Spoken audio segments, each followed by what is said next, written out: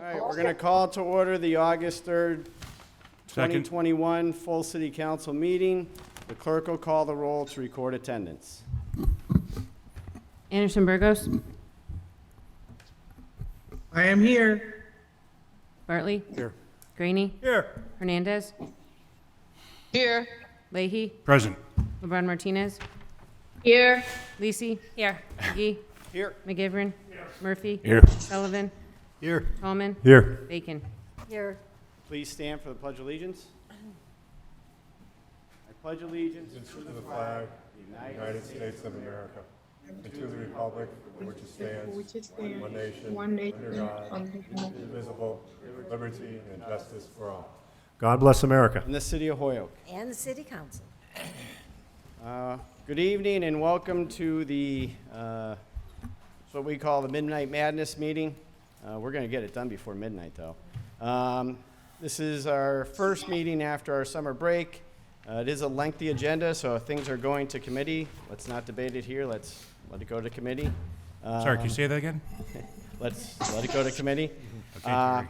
As you'll see, since we're back in the chamber, some things might have caught you off guard. Signing of the jackets, everyone I think did that. If you did miss it, let me know. When we get to something, we can always have you sign it or not. Also, the calling of the name. President McGee, Yep. through just one quick question. I just want to make sure. Some of the items I need to be signing off on, is there a way that I could sign off on that later, or? Well, if you're saying you're signing off, we'll just sign you off. Thank you. Okay. And finally, we are in the first night through our Spanish interpretation there in the room next door. If there are any hiccups in the first meeting, that's expected, but it's up and running. I want to thank all the counselors, Counselor Bartley, Counselor Murphy, and everyone else for helping out with that. But with that, I'd like to turn over to Counselor Sullivan. I know we all know the news, but I'd like to turn the mic over to Counselor Sullivan at this time. Thank you. I just would like for us to take a moment of silence to remember Jonathan Roberts, who I'm sure everybody's aware passed away tragically this week. And we also remember in our thoughts and prayers his family, his fellow firefighters, and all his friends that knew him so well. So a moment of silence, please.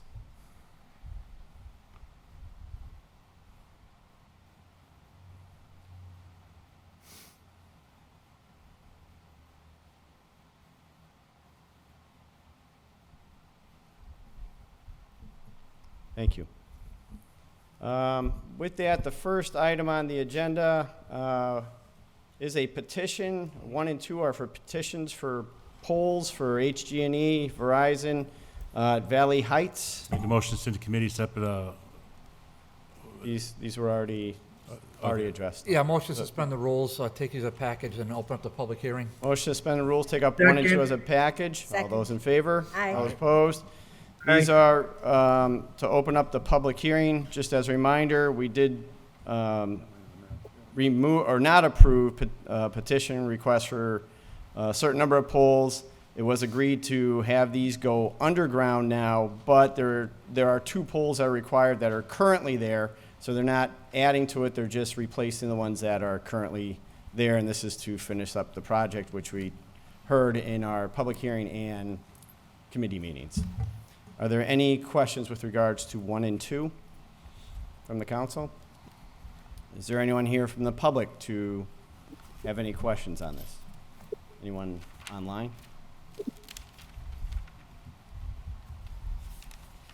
Hearing none, Motion to close the public hearing. motion is to Second. close the public hearing. All those in favor? Aye. All Motion to grant opposed? special permits. Motion is to grant the special permits. Second. The clerk will call a roll. If you vote yes, you're voting for 1 and 2 as a package. Tallman, Yes. Bacon, Yes. Anderson Burgos, Yes. Bartley, Yes. Graney, Yes. Hernandez, Yes. Leahy, Yes. LeBron Martinez, Yes. Lisi. Yes. McGee, Yes. McGivern, Yes. Murphy. Murphy, Yes. Sullivan. Unanimous vote. With your vote, you approved 1 and 2. Laid on the table is next Hearing nothing for that one. Next would be public comment. Wait, oh, sorry. No, go ahead. Oh, I need the form. Counselor Murphy, can I grab that from you, the form behind you?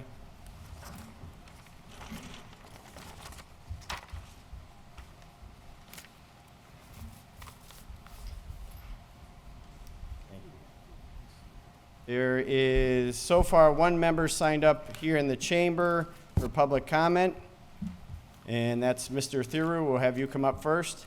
And if there's then, we'll turn to the online to see if there's anyone online. Mr. Chairman, Yep. ground rules, please.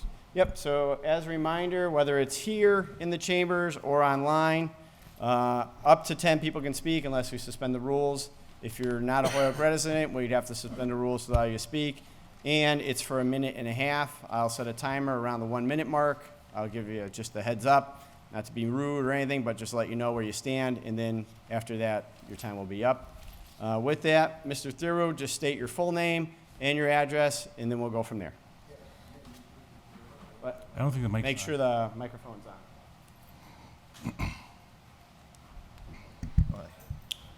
Is it okay now? Okay, thank you. Yeah, my name is Richard Thero, and I live at 191 Brown Avenue.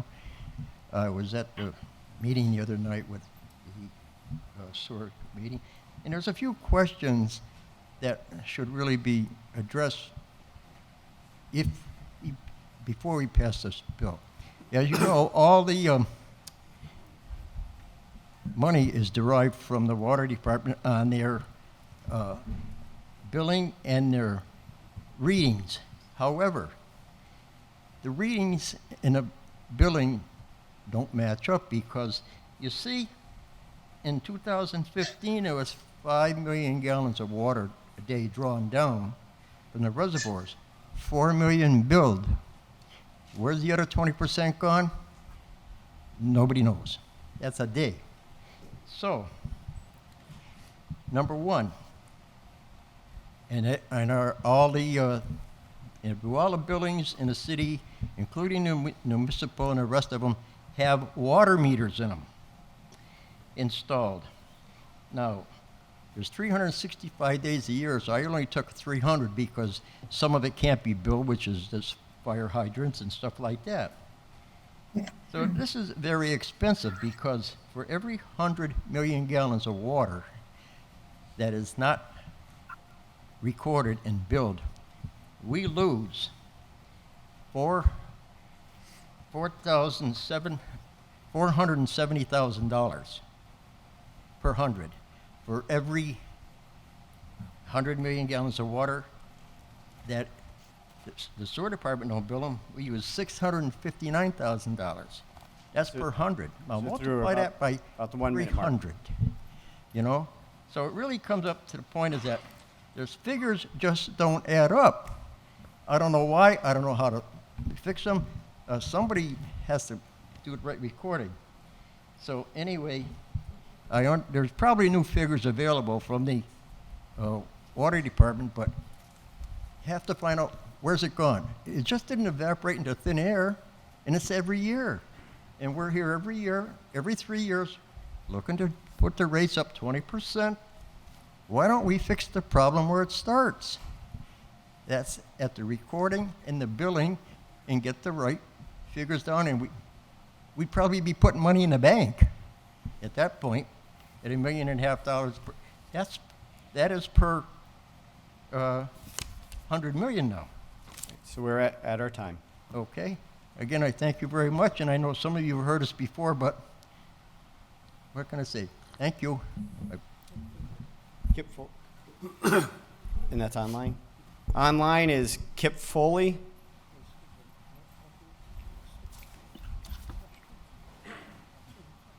Well, thank you. Kip Foley, 90 Pleasant Street. I'm here speaking in support of Councilor Bartley's order regarding the Yale Street litigation. I'd like to start my comments with a quote from the city attorney from a land court hearing held on April 28th, and I quote, "So the characterization of whether MHA's use turns on whether it specifically involves medical treatment or medical care.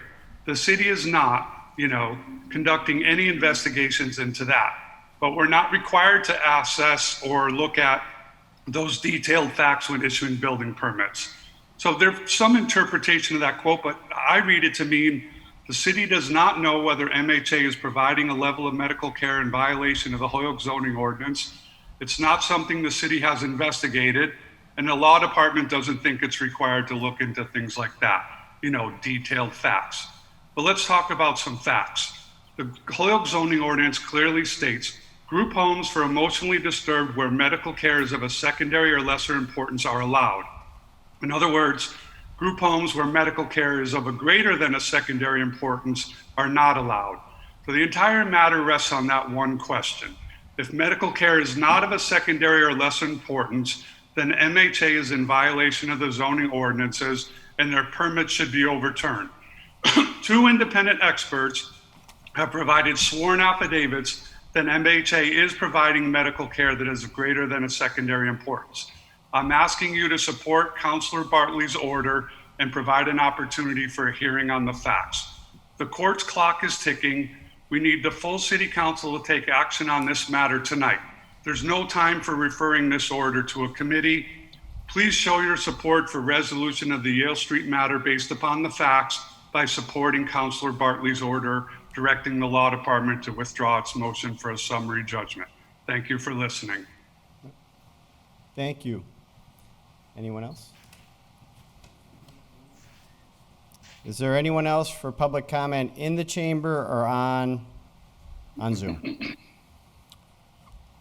Hearing none. Seeing none. Seeing none. Councilor President, take item number 4 and number 5, since they're both reappointments. I'd make a motion to pass them both tonight. Second. Motion is suspend the rules, take up 4 and 5 as a package. All those in favor? Aye. All those opposed. 4 is from Mayor Murphy, reappointing Dr. Esteban Del Pare Morales to Commissioner of Board of Health. Be a 3-year term which expires February 1st, 2024. And Mayor Murphy reappointing Don Welch to the Commission on Disabilities. It's a 3-year term which will expire March 1st, 2024. Motion is to receive and adopt and confirm the appointments. Under discussion. Seeing none. Anyone online? None. In favor of confirming the appointments, all those in favor? Aye. All those opposed? They've been reconfirmed. 6 is the clerk's money cut from the fiscal year budget, fiscal year Motion to 21. Motion to receive, receive. just send a copy to the Finance Committee. Copy to finance. All those in favor? Aye. Aye. All those opposed? Up. Up. All right. So 6 is to finance. 7 is the minutes of the Motion June received. 15th, June 29th, and July 20th minutes. Motion is to receive those. Any changes, any updates? Seeing none, all those in favor? Aye. Aye. Opposed? 8 is an update on election laws from the city clerk's office. Motion receive and send a copy to DGR, please. Motion Second. is received, send a copy to DGNR.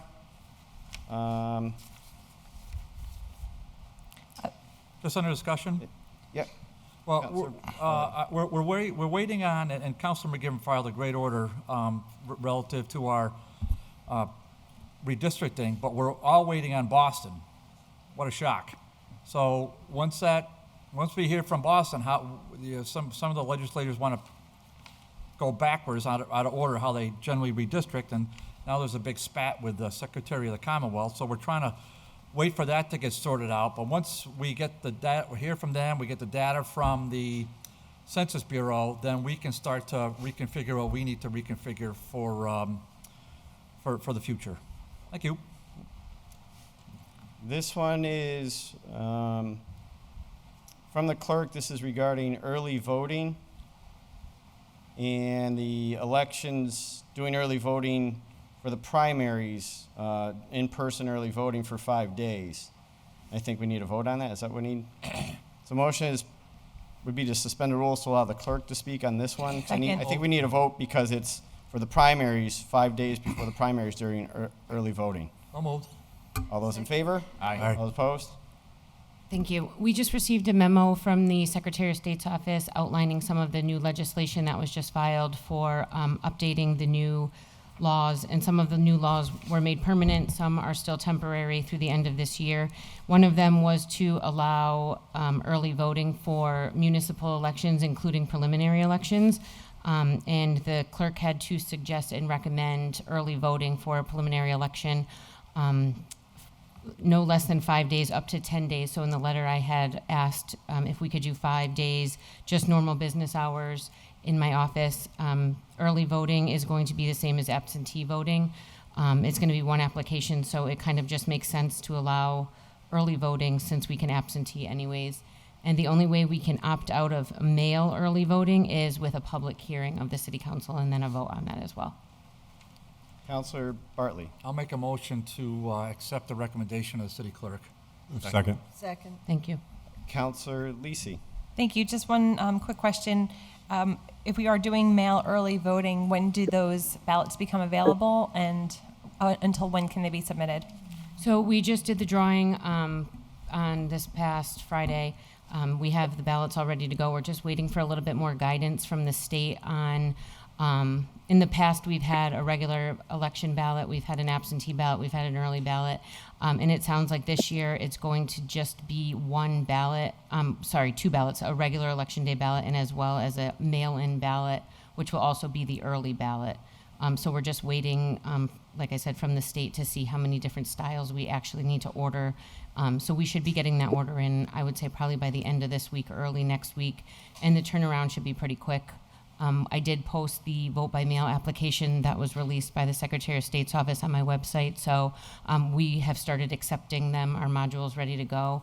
So that way when we do get the ballots in, the ballots will be ready to be mailed immediately. So I would say definitely by the end of the month, people should start getting ballots in the mail.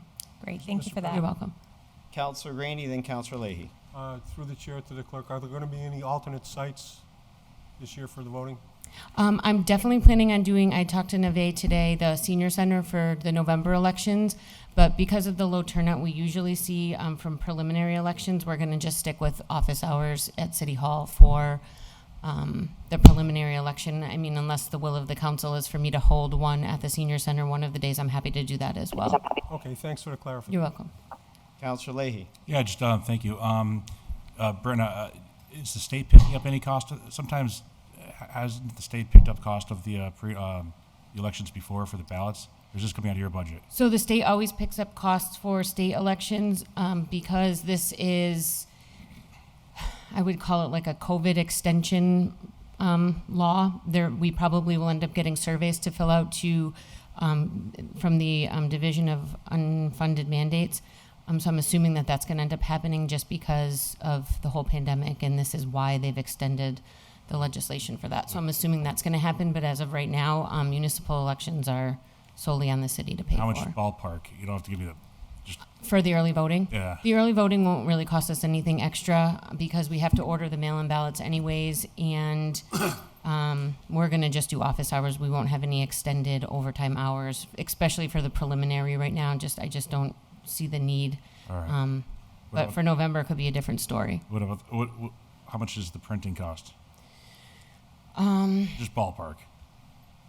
10,000. Okay. All right. Thank you. We have everything budgeted for All right. these elections. Anyone further? And I just need to say one more thing. We do need a roll call to submit to the Secretary of State's office for the Make a early motion to voting. approve it. Counselor Bartley made a motion to approve the clerk's recommendations, but online is Counselor Hernandez.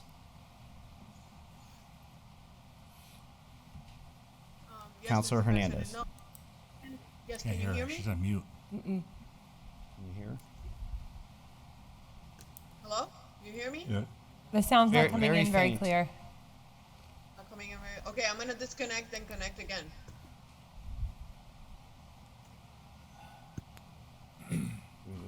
I just want to double check. Can you guys hear me? Yes. Yeah. Yes. Michael. I will give it a minute because she's trying to reconnect. Any questions here?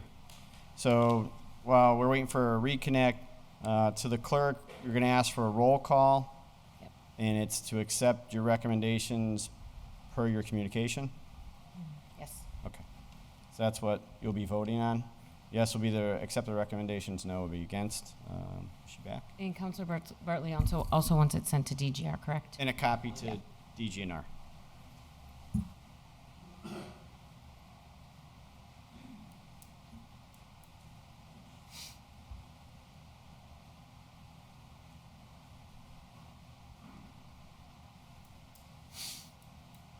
Anything in the weight room or nothing?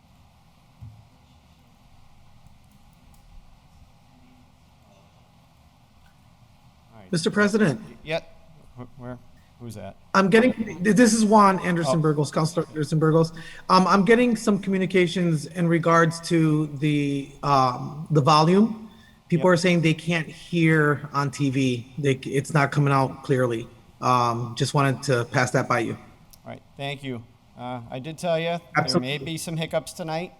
Scott did come in, he was trying to do some stuff. That was expected, so we'll get through it. So with that, we'll have to move on because we have a long agenda. Clerk will call the roll. If you vote yes, you're voting for what she's recommended in her letter. Tallman? Yes. Bacon? Yes. Anderson Burgos? Yes. Bartley? Yes. Graney? Yes. Hernandez? Leahy? Yes. LeBron Martinez? Yes. Lisi? Yes. McGee? Yes. McGivern? Yes. Murphy? Yes. Sullivan? Yes. Unanimous vote. With your vote, you approve that? Is she? Thank you. on? Can she hear us or? Counselor Libby, you want Hernandez? to protest? Sorry. Can you hear me? Can hear you now, yep. Oh, okay, thank you. No, I just wanted to actually say that I received some message that the public is having difficulty hearing the chambers online. So is there any way that Holyoke Media can be notified to see if they can increase the volume? Yeah, Counselor Anderson Burgos just told us after you dropped off. Oh, so okay. we have reached out to Scott. All right. Okay, thank you. Thank you. Next on the agenda is, let me just copy this, is a communication or a letter from 1988 regarding repairs and upgrades for the assessor's office. Geez, it took the post office a while to get that to us. Receive and to send a copy to the mayor's office, please. Motion is to receive and send to the mayor's office for action. Hopefully everyone read this. This is 1988. You're supposed to do that. I was 18 years old. All right, so to the mayor's office, all those in favor? All opposed? Mr. President, just point of order, Yep. just through the chair to the clerk. Brenna, I was, half of the documents that you sent, I couldn't unlock them. So including this one. So it's no matter tonight, but if you Okay. would just forward those in, it's just a. I think what happened was Yes. there's too many of them because of the large agenda, so I sent them to Counselor Bacon today. Were you able to open them all? Well, the problem was I had to go to work, so then I didn't have time. Okay, so yeah, I'm gonna just have to, when we have a large agenda with that many documents, I can either go back to how we were sending them each individual, which I know people were getting a little upset with that, or I can send them in like 3 emails, so there's not so many. I wasn't getting upset, so any way you want to send them to me, that's fine. Whoever's getting upset can, they'll get over it. But just so you know, the problem I was having was accessing them through Google. Because they turned into Google Docs because Oh, the files were unintentionally. too Okay. Oh yeah, I didn't do it purposely. Okay. They just like Okay. Thank Jeffrey was able to explain it a little bit better than I was. Because I do try to look at Oh, the they all got things. locked like that. Go ahead. So if the combination of all of the files add up to more than 25 megabytes, Google automatically turns it into drive files. Okay. Thank you. All right. And thanks for separating them. I just didn't have enough time in the day. Make a motion to take number 10 off the table? A motion taken Second. to the 10. This is from the procurement office, consulting services analysis. Where'd you like this one to go? Maybe finance? Finance. Receive and send to finance? Second.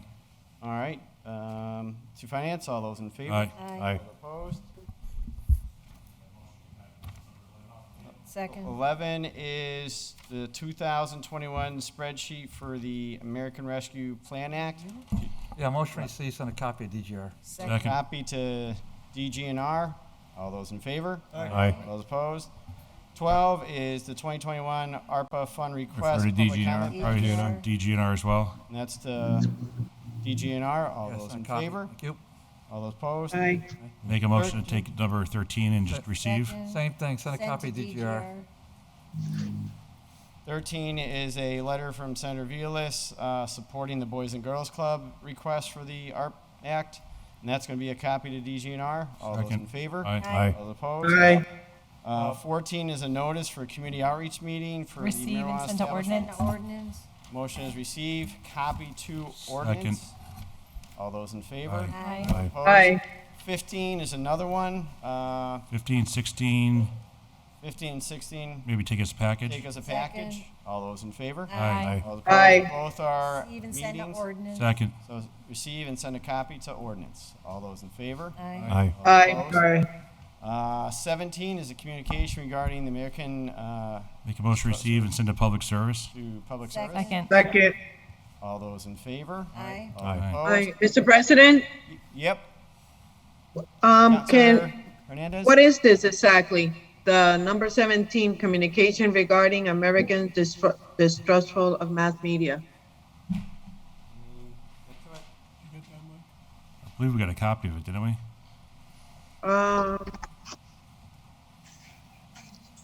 I don't- It looks like You know what it was is? it was an email of information sent to Jeffrey, which then was sent as a communication to all of us through the clerk's office. So it's just, I don't even know if it's signed by anybody, but it's a series of information about the different press outlets. All right, talk about Oh, public service. okay. Yeah, So- let's talk Great. talk about committee. Mr. President? Make a motion to take item number 18, send to public service as well. Second. Yep. I missed that. What was Go that, ahead. Councilor Leahy? Public service, I'm sorry, 18? 18? Yes, sir. All right, so 17 went to public service. 18 also to public service. That is the Victory Theater Or project maybe- budget. Should it, Joe, should that be finance? Finance, maybe? Yeah, public service. It's a is good. communication, we'll be happy to take it to finance. All right, I'll make a motion to send to finance. All right, so that one will go to We're gonna have to finance. send it to public service. And also, motion number 19 to send to public service. And 19 is a letter considering Can Henry. we take a vote on Sedell some of to- these before we start firing off to the, Yep. let's just take a vote first on some of these, if we could, Mr. All right. President. So which one did we miss? I don't think 18? we voted on. So I don't remember 18 voting was to 17 or 18. finance. All those in favor? Aye. Aye. Opposed? Aye. 19 is a letter for consideration for an appointment of a vacant position on the water commissioner. So this would be Public to service. public service. Point of information, Mr. President. Counselor McGivern. Have we advertised for the vacant position? Are we gonna I don't- advertise for the vacant position? And are there any other applicants? I do believe I have an order in You have an order in, but appoint somebody. And it might say in there, if I can remember drafting, it was a while back. Yeah, I filed an order to have it as a meeting for public service to do the appointment. Motion to suspend, take 61 out of order, please, because that's the order you just referenced. Ah, see, I Second. knew I filed it. So 61, go out of order to 61. All those in favor? Aye. All opposed? From Councilor McGee, that the Public Service Committee interview for the Water Commissioner position, I should say. So take up 61 and 19 as a package and send them to Public Service. So moved. yes. Second. Yep. All those in Aye. favor? Aye. Oh, I'm sorry, Councilor Anderson Burgos had a question first? I missed that. No, I was just basic, not a question. I had two people reach out to me about this position. That's all. Okay. So So, go to someone out there knew about the position. I'm not sure if it was public record. I'm just letting you know that two individuals reached out to me. All right. So we'll send it to Public Service and Yep. they'll take it up for interviews. All those in favor? Aye. Aye. All opposed? 20 is a letter of retirement from the Assistant Superintendent of the Alarm Division, effective August 6, 2021. Motion receive, and thank you to Bill Jacques. Second. Motion is to Second. receive, do a citation, proclamation for years of service. Sounds good. Yes. So amend this to offer up a proclamation for years of service. On the amendment, all those in favor? Aye. Aye. All opposed? Aye. On approving, receive and given a proclamation, all those in favor? Aye. All opposed? Aye. 21 is the Department of Public Utilities, notice of filing, public hearing, request for comments. Let me get that one out. Make a motion to receive. Send to, I don't know, ordinance. Rebecca? The petition of approval to defer the company storm fund for major storm, therefore, yeah, send this one to ordinance. What is it for? Sounds good. It's from the state. Be Department of public Public safety? Utilities, notice of filing, public hearing procedures, conferences, and requests. It might just be a communication. And how about just receive and send a copy to all the counselors that haven't got one yet? So receive, send to all, you might have came in that package that Yeah. got Googled Yeah. on the doc, whatever Jeffrey told us.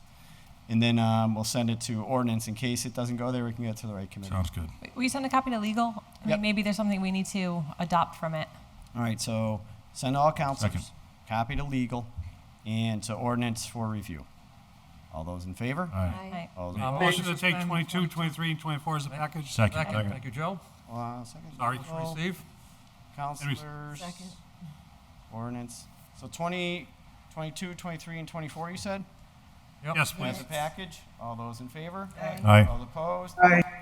And that is minutes of meetings, Board of Health, Redevelopment Authority, and Fire Commissioner. Motion is to receive.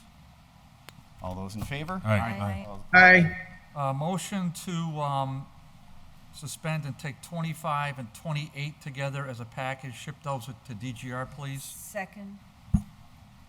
25 and 28 as a package. Let me get to them. 25 is a petition for home occupancy for 351 Jarvis for a salon. 28 is a special permit for outdoor sale lot for new and used vehicles at 1607 Northampton Street, both to DGNR. All those in favor? Aye. Aye. All those Aye. opposed? Motion to take 26 and ship that to ordinance, please. Second. Second. 26 is a petition for a zone change for 405 Ingleside from RA to RO to ordinance. All those in favor? Aye. Aye. All those Aye. opposed? And 27, Finance? I think that goes to finance. Yes. 27 is a vendor license that would go to finance. All those in favor? Aye. Aye. Opposed? Mr. President? Yep. On number 29, can we take that up and can we not refer it to committee but act on it tonight? It is simply a language change to a special Second. permit that was already approved. Is that the one we did a while ago? Yes. Yeah, second the motion. So we have a hand up from the legal department. That'd be Jenna. Motion be suspend the rules to ask her. Moved. Second. All those in favor? Aye. All opposed? Aye. She's raising her hand, so Jenna, can you hear us? Yes, I can hear you. Can you hear me? Yep. Yep. I just wanted to bring up that I know this was a special permit that was issued recently, but the reason it was back on for the agenda tonight because the original special permit did not read or reference the correct ordinance. So the applicant was asked to come back in again, and it was going to be on today's agenda as long as the applicant got the application into the clerk's office. The applicant did get it into the clerk's office, but it's not referencing the correct ordinances. So can we take it up tonight And amend it? and amend it to act on it, is the first question from Counselor Bacon. I don't believe you could act on it because you're acting on something that's not been properly applied for. It's referencing an incorrect ordinances. It should be referencing two other ordinances, and it's not referencing those. What would make possibly the most sense is to have the applicant reapply and take this up on another agenda. I don't think there's any urgency to hear it tonight, but the concern is, like I said, that the application submitted still referenced the correct ordinances. Counselor Bacon. So just as a point of information, the applicant applied for a special permit, came in for public hearings, was heard by the council, by legal, by the various departments. So it would seem that it's on us to make sure that the proper ordinances are referenced in the language that is then filed. Right. So I'm thinking we're making this constituent go through now a third process to try to get something properly on the record. Mr. President? Hold on one second. Can you answer that for Counselor Bacon? Can you repeat the question? So my question is the point of information relative to the reference of the proper ordinances, because we were the hearing body for the special permit under our ordinances.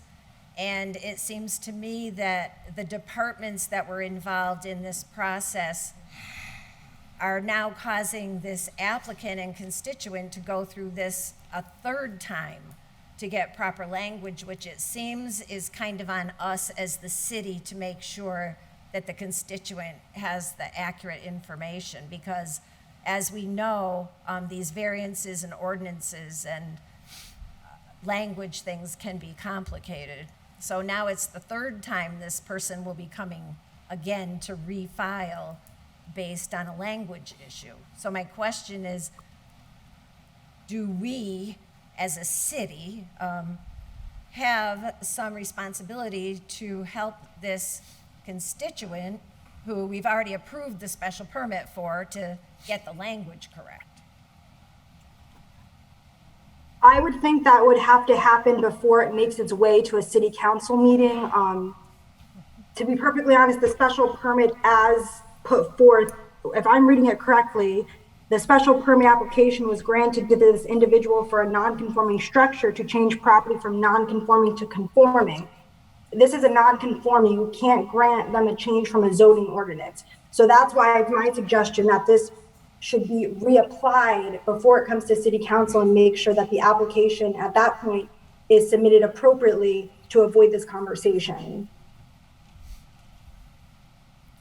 So I'm getting a little bit lost here, because my understanding is that the constituent did reapply to correct the language, and that's why it's before us again tonight. Yes, they did, but they applied under 4.72, they applied under 4.73, which is for commercial, I believe, and they should have applied under two other ordinances. They're not applying under the correct ordinance.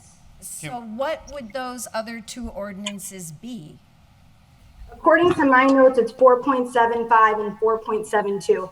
Obviously, the applicant should check with the building department, but that is my understanding of the ordinances that should have been applied and weren't included in the application. So 4.75 and 4.72, and which one was applied for in this application that's before us now? 473 and 442. 473 And 73 was applied. and 442. Just by way of information, it's my understanding that this constituent did communicate with the building commissioner and that there was more than one conversation. Thank you. Counselor Graney. Mr. President, I don't know if it would be appropriate. Could we allow the petitioner to speak to the council? He's standing at the mic. No, we don't open, that's for Okay, committee thank you. meetings and public comment. Thank you. Counselor McGivern, then Counselor Leahy. I understand the confusion and I sympathize with the petitioner, but in non-conforming use is, when it goes smoothly, very confusing. But I never understood why this was labeled non-conforming use in the first place by the building department, and I think a legal opinion should be issued on that. And two, if there's a language change, these require public hearings. Yeah. So Counselor Leahy, then Counselor Lisi. I was going to say the same thing that Councilor McGivern was saying, that this is going to start the process all over again.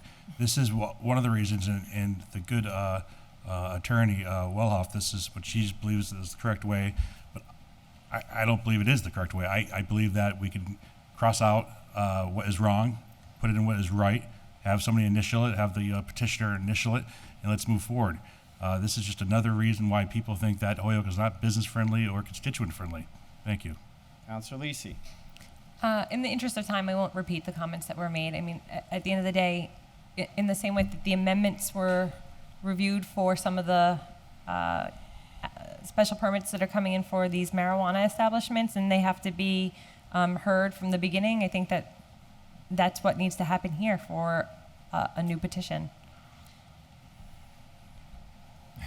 It's an amendment. So recommendation from legal to the council is that they have to reapply. Would it be easiest to table this and then get the reapply, or are there, is legal saying that it has to go through a whole nother hearing? Jenna? My understanding, and I have Attorney Bessonette on the call as well if you'd like to chime in, but my understanding is there's going to have to be another public hearing to address the amendment. My reasoning of saying not to vote on it tonight and make sure that there is the application submitted correctly is so we don't go through the belaboring process of being heard in several other meetings. There's no urgency of my understanding to have it be voted on tonight. So I'd rather that it be done correctly than act now and not be acting on a application that's submitted correctly. Okay, Mike Bissonette, the other attorney, is online. Mike? He's on mute. You're on mute, Mike? Good evening, everyone. Good evening. With regard to the question of amending the permit, that is not an ill-founded idea. The council has authority over the special permits to issue those permits under whatever conditions they want. In this case, the original permit had one condition.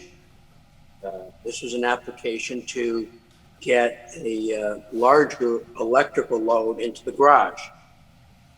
So the purpose of the change, the requested change in use, came about because the garage is no longer an accessory to the parcel next door. That parcel next door was sold as a house. This parcel is on a lot that the building commissioner concedes is big enough to put a house on, but there's no house, just a garage. So it's not an accessory use. That's the first problem, and that's why the building commissioner kicked it out in the first place. His second reason was he thought it was too much for a small one-car garage. So those are his reasons, and he believed that it was a substantial alteration of the premises, not just a minor change. So I think that's the background. There have been a lot of discussions. I agree with those who say it's a terrible thing that this man may have to wait another 30 days. If you want to amend the permit tonight, my suggestion would be to add those conditions, but do it under 4.72. I'm sorry, 4.75 and 4.2. Issue a special permit under those with the appropriate conditions. That will prevent you from having approved this for some type of commercial use that could later be argued is a threshold to commercial zoning. You don't want to open yourselves up to that. And the second part about the conditions could be the usual conditions, which brings me to the major point. And I take Councilor Bacan's point right to heart. These things, when they're filed for, should get to the department so they get a look at them before the council has to vote on them. These are your staffers as well as the mayors, as well as the cities.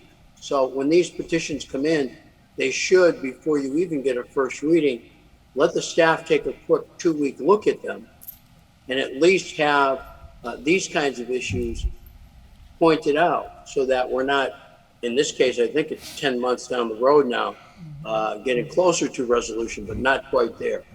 I think the commissioner agreed today during our meeting that we need to do a better job with disseminating paperwork and getting everybody on the same page.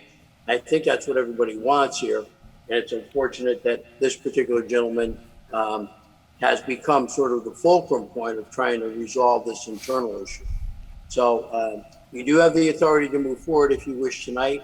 I concur with Attorney Welloff that if this is withdrawn or tabled tonight, the gentleman should apply immediately tomorrow. We now have the chapter and verse, and I would suspect that at some point before the next council meeting, it could be heard in a committee hearing prior to the council meeting. Thank you very much for allowing me to speak, Mr. President. Thank you, members of the council. Counselor Bacon, then Counselor Lisi.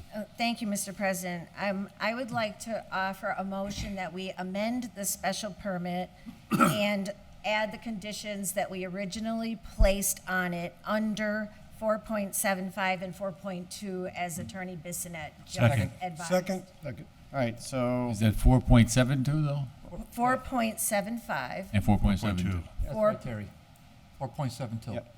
So it currently reads pursuant to Chapter 40, General Law of Commonwealth of Massachusetts, the Housing Zone Ordinances, application hereby made of the City of Hoyoke.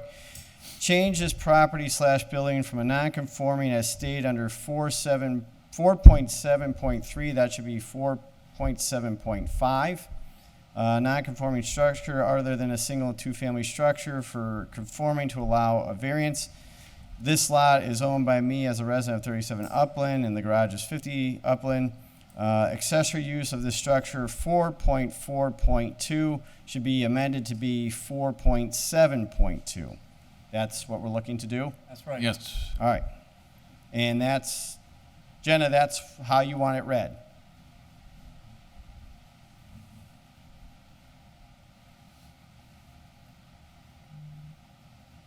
Did we lose her? All right, so on that amendment, Counselor McGivern. Did I forget you, Counselor Lisi? I'll come back. Go ahead, Counselor McGivern, then Counselor Lisi. Sorry. The hearing for the special permit saw no opposition from the neighborhood. I didn't understand why it's non-conforming use by the building department declared. I don't understand why it needs to be amended, because non-conforming use is something that is no longer used in the same way. I granted, I understand, and I'm thankful that this lot was bought by a neighbor, so that it's not a piece of a building that's going to go vacant on that lot for a long period of time and deteriorate, because the people who bought the house didn't want the garage that was standing freestanding. But the garage is a garage. It's not non-conforming. It's always been a garage, and it doesn't need a special permit. You know, the gentleman owns the lot, owns the garage. And I think, you know, we've gone the course of letting the neighborhood know that this is a good thing. They agreed with it. Mm-hmm. And I think it should just be, it's a garage, and tell the building commissioner to let them use it as a garage. Counselor Lisi. Thank you. I just wanted to make sure I understood the recommendation that Attorney Bissonnette was giving here, is that we're amending item number 29, and then it'll go to a committee for a hearing. No, it'll be approved. No, as he said in the beginning, we as the council who grant the special permits can amend it, but he was recommending that it, because of non-conforming use and everything else, that you could send it to committee, have them reapply, have him reapply, send it to committee and have the hearing. That's what I heard. If I'm wrong, Can we just get the clarification then? Because the way I understood is that we could amend this order so that it was correct, but it would still need to go. He said the special permit. Counselor Mike Bissonnette, Attorney Bissonnette? President? Yep. Did you hear the question from Counselor Lisi? My understanding is that if you do amend it, you do not need to conduct another public hearing. Public hearing has been held on this issue. The abutters have been notified of the hearing. The hearing was held, and the council in fact made a decision. The decision was later reversed by the building commissioner. Essentially by the electrical inspector, who is not authorized to hook up that much power to that small space. So that was one issue that came up. I think that will get resolved tomorrow as well if we go forward with this order tonight. But the amendment to the conditions or the sections for which you are approving the special permit, that can be done without an additional hearing. Okay. So we can amend based on Attorney Bissonnette's counsel. We can amend it the way I've read it. And that was the motion from Counselor Bacon. If I heard it correctly, is there a second to that? I second it. Second that. So Counselor Anderson Burgos. Yes, so my question, and it'll be a quick one. We already had a public hearing for this, right? And now we're adding to what was already discussed in the public hearing previous to this being on the table now? Correct. Am I correct to say that? Correct. So my only concern, I don't mind amending this, but my only concern is what are the residents that live in that general area how they're gonna feel about this? You know, that's my concern. There was a Because- public if I heard it correctly, Councilor Anderson, there was a public hearing on it already. Yes. We had a public hearing. Right. Yeah, there was but what happened was when it was filed, they put down just the wrong numbers from what I'm hearing from Attorney Bissonnette. Instead of being 473, which was written down, it should be 472.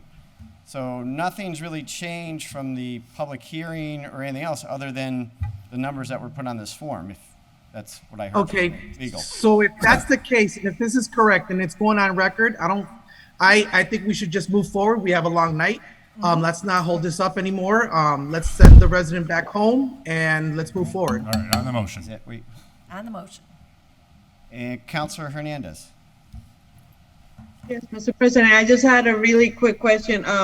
In the original hearing, was the building department, took part of it? They were everywhere. Councilor Bartley. You know, Mr. President, respectfully, this was a public hearing. Right. At a public hearing, department heads and the public, abutters, are notified. They may show up, they may not show up. So they all weighed in. DGR took a vote, unanimous. This body, including you, Counselor, took a vote, unanimous. We green-lighted it. Right. This all happened. And it wasn't 17 years ago. This was 3 months ago. Right. So we all did this. This is done. Public hearing, public weighed in. Everybody got noticed. Nobody showed up, but they got noticed. So they all got a chance to weigh in. All department heads got noticed. They all got a chance to weigh in. Nobody showed up. We ran the public hearing according to state law. We voted on it accordingly. Game, set, match. Thank you. On the motion. Councilor McGivern. Just, is the special permit in front of us?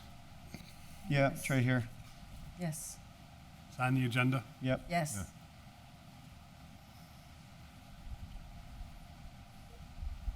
All right. Well, I welcome the umbrella of the good attorney from Chicopee because I'm not going to forget this umbrella in the future. Attorney Woloff has her hand up, so. Hi, can you hear me? Yep. I'm sorry, I'm having technical difficulties where I'm freezing and I'm trying to make sure I'm following on with the conversation. The only thing I'll say is this is an amendment. I know we're saying that, oh, it's for numbers of 4.72, 4.73, 4.75. I would just like to say it's not just a number change. 4.72 specifically addresses non-conforming uses, but 4.73 addresses non-conforming structures. So we're talking about a use and a structure here, which is different. I would also say I understand that department heads and everyone is notified of these things, but the problem is that the departments aren't necessarily involved prior to this. So this is why it's coming back, and this is why it's on our radar that it is a different ordinance. So I would just state that I just want to make sure that the application as submitted is correct. Attorney Bissonnette, again, is on the line. He could weigh in if he wishes to weigh in, but I just want to make it noted that it's not just simply a number change. These ordinances are referencing different things. On the motion. On the motion. All right. So with that, on the amendment is to amend it the way to 4.7.5 and 4.7.2. All those in favor? Aye. Aye. Aye. Those opposed? Aye. With that change, the clerk will call the roll. If you vote yes, you're voting for the special permit. Tallman, Yes. Bacon, Yes. Anderson Burgos, Yes. Bartley, Yes. Greeny, Yes. Hernandez, No. Leahy, Yes. LeBron Martinez, Lisi, No. McGee, Yes. McGivern, Yes. Murphy, Yes. Sullivan. Yes. 10 yeas, 2 nays. With your vote, you approve the special permit. 30 is from a petition for 4048 Main Street, which is a manufacturing establishment. Receive, send, and ordinance. To ordinance. All those in favor? Aye. All opposed? President's report. It's been a while. I'll go quickly because of the night. First is, seeing how we had legal on, right out the gate is I received a phone call from the legal department bringing sad news in the sense of Jenna will be leaving us. She has given her notice. She has a new job. We wish her the best. We thank her for her working with the city and her commitment to us, and we wish her nothing but the best. Once again, as I pointed out, prior to my taking over the mayor and then handing it off to a person who's doing a very good job as mayor, our legal department's in trouble. We did file some orders working with the mayor as well as with our current city solicitor as to maybe how to restructure this department so that we're not seeing this anymore. Just to give you a quick history lesson, if we didn't get Attorney Ball in there, it would have been just Jenna. And if Jenna is now giving her 2 weeks' notice, we would have no legal department. Zero. No paralegals, no staff, no nothing. That can't continue. A city without a legal department is in serious trouble. Once again, I wish Jenna all the best, and I thank her for her service. But I think we really need to start acting as quickly as possible and working with Attorney Ball as to what we can do to better establish a legal department. 2, welcome the translation people who are here tonight. As I mentioned in the beginning, Councilor Bartley, Councilor Murphy did a lot of work to get this going. It is up and running. Councilor Murphy had Mayor Murphy had a press release yesterday telling all the ins and outs and how it's going to work. So we thank him for that. We thank him for all his work on this. There is a debate August 5th. I was asked to announce that. The testing sites for COVID will be expanded till 10/31. The election committee that was established wanted to give an update. I can put it into final form later, but in the process of reviewing all the polling locations 1 through 7, a couple had come into issue because of COVID and now the usage. So the committee reviewed several locations: Senior Center, Holy Cross, War Memorial, City Hall building, Volleyball Hall of Fame, Hoyoke High School, movable venues, which came from Councilor Leahy, banquet halls, i.e. kind of like Knights of Columbus, to see if that would be allowed. First Lutheran Church again, see if we'd be allowed in there. After reviewing all these locations, the pros and cons, which came down to access, parking, handicap accessibility, bathroom space, heating and air conditioning for the poll workers. There were recommendations, and I do have a list that's more expansive than what I'm reading, but I'm trying to be quick, that the War Memorial is a viable option. The Senior Center is a viable option. Using City Hall, the bottom level, has been used and has worked out very well. Other venues like the Knights of Columbus, the state has legislation on file but has not been approved to allow such usage if alcohol is being served or anywhere on the premise. I think that would have got higher turnout. Just kidding. Just kidding.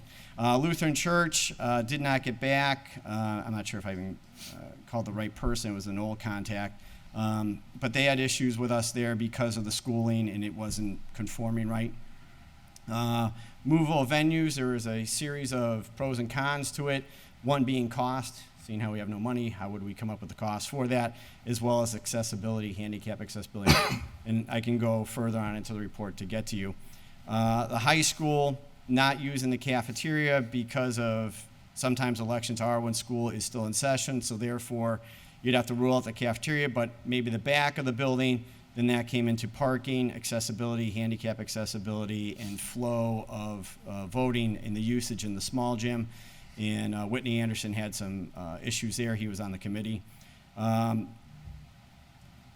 Also, the South Street property, dealing with the chief, one, because of COVID still, with the variant still out there, as well as with the use of the ambulance service as their headquarters. He feels that it's an unsafe environment for poll workers as well as people voting there.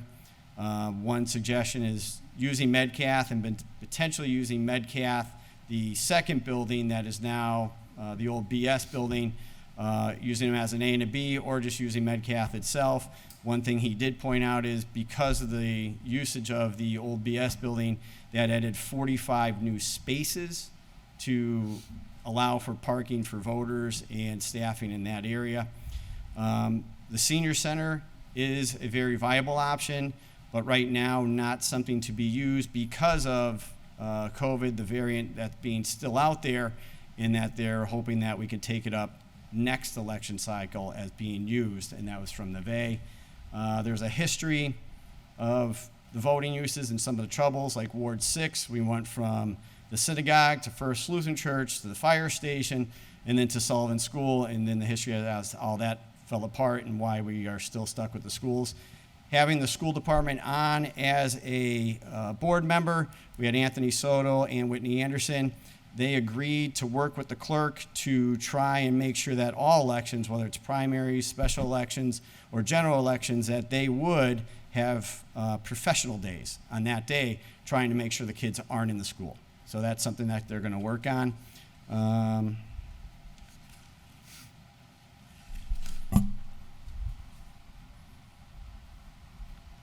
Oh yeah, the War Memorial, working with Jesus Pereira, he absolutely is in favor of using it. However, we'd have to have the board of directors in here to vote for us to allow the usage of that building. He said he didn't see a problem with it, and he said he would come in and speak in favor of it because he believes that the War Memorial is a place that everyone should use and have flow of people through it to see what's going on in there.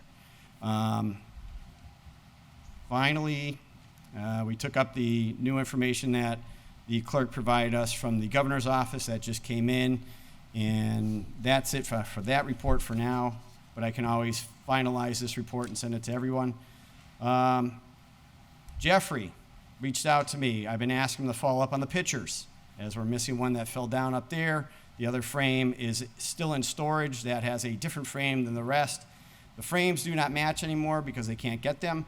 However, we still have a shortfall in our budget of $2,500.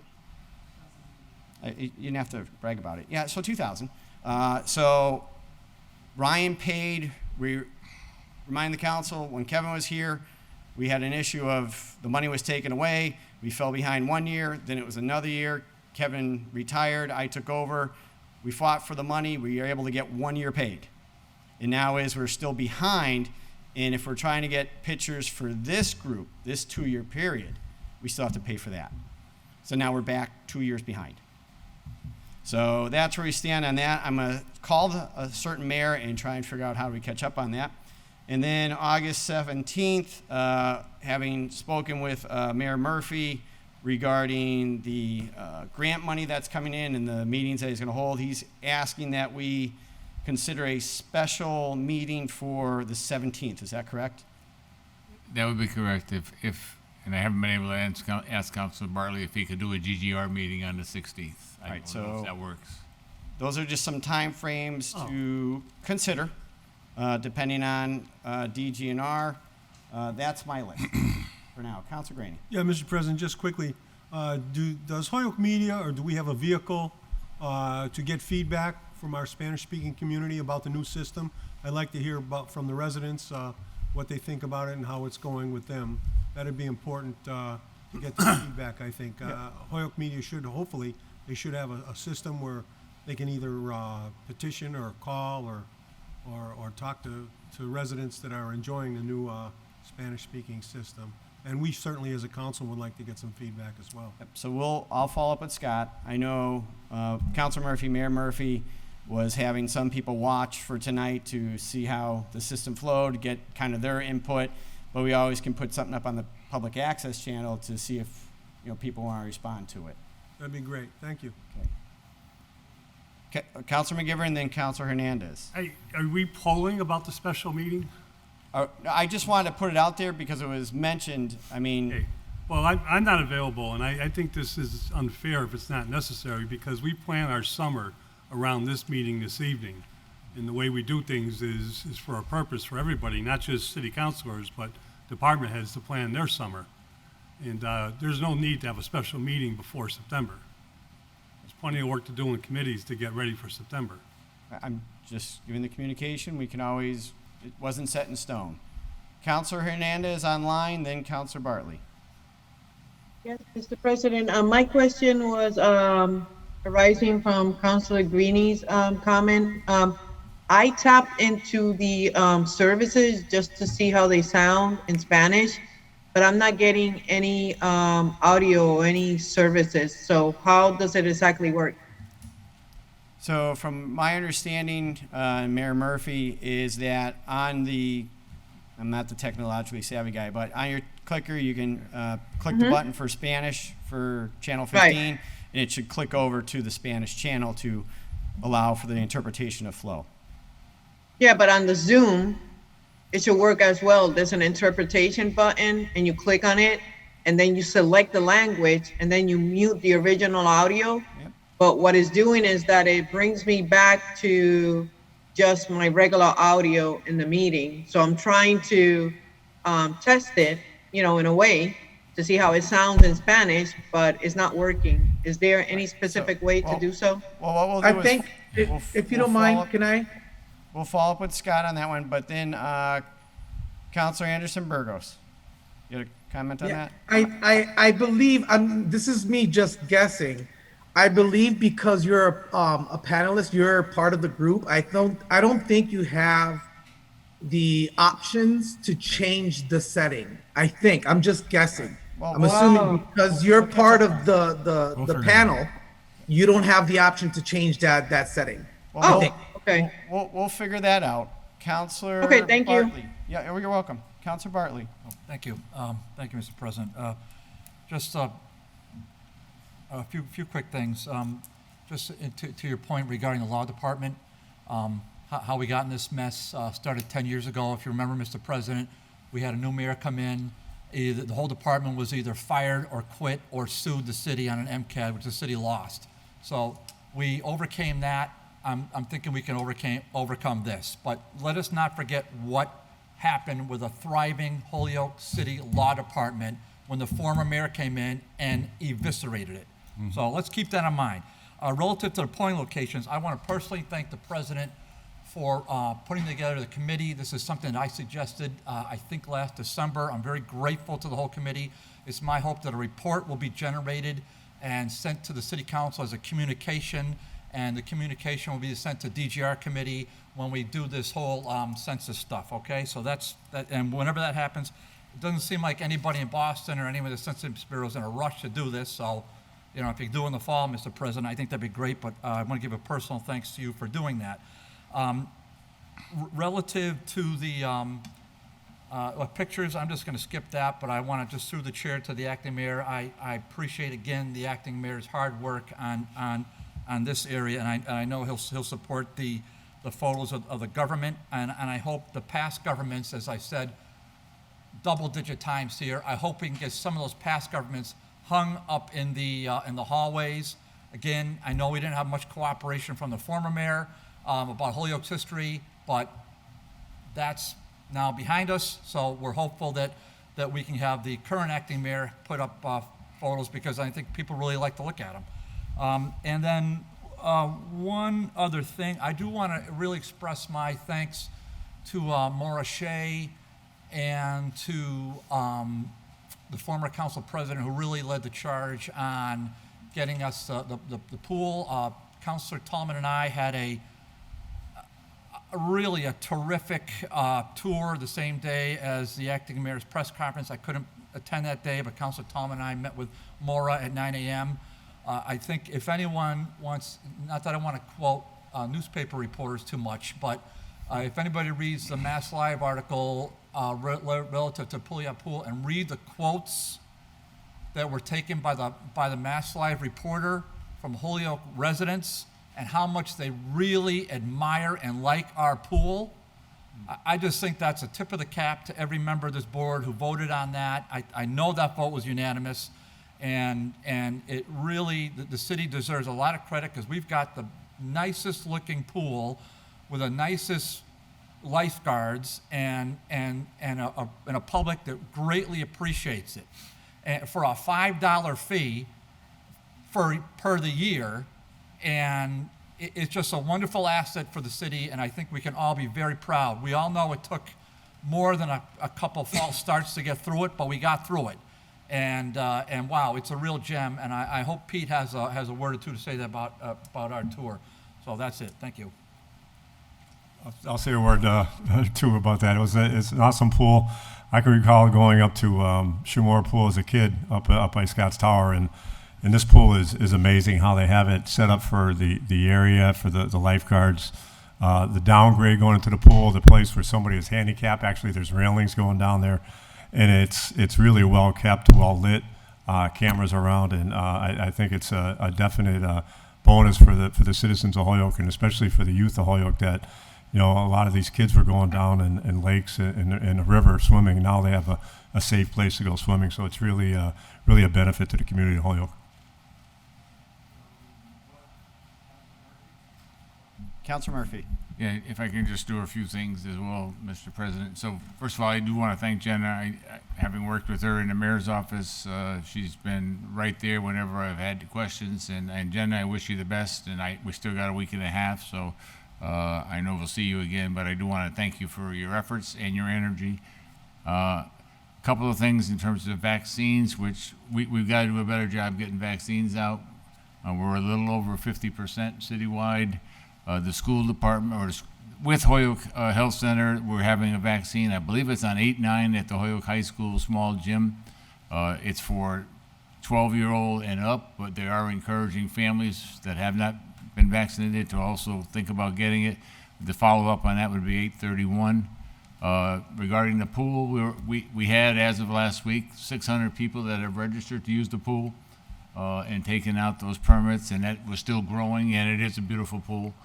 We had some issues that have all been resolved now, and our city engineer, our health department, our parks department, Wally Computer got involved, Action Ambulance got involved, but we do have great lifeguards, and we have such a significant portion of lifeguards. I think it's the safest pool that I've seen.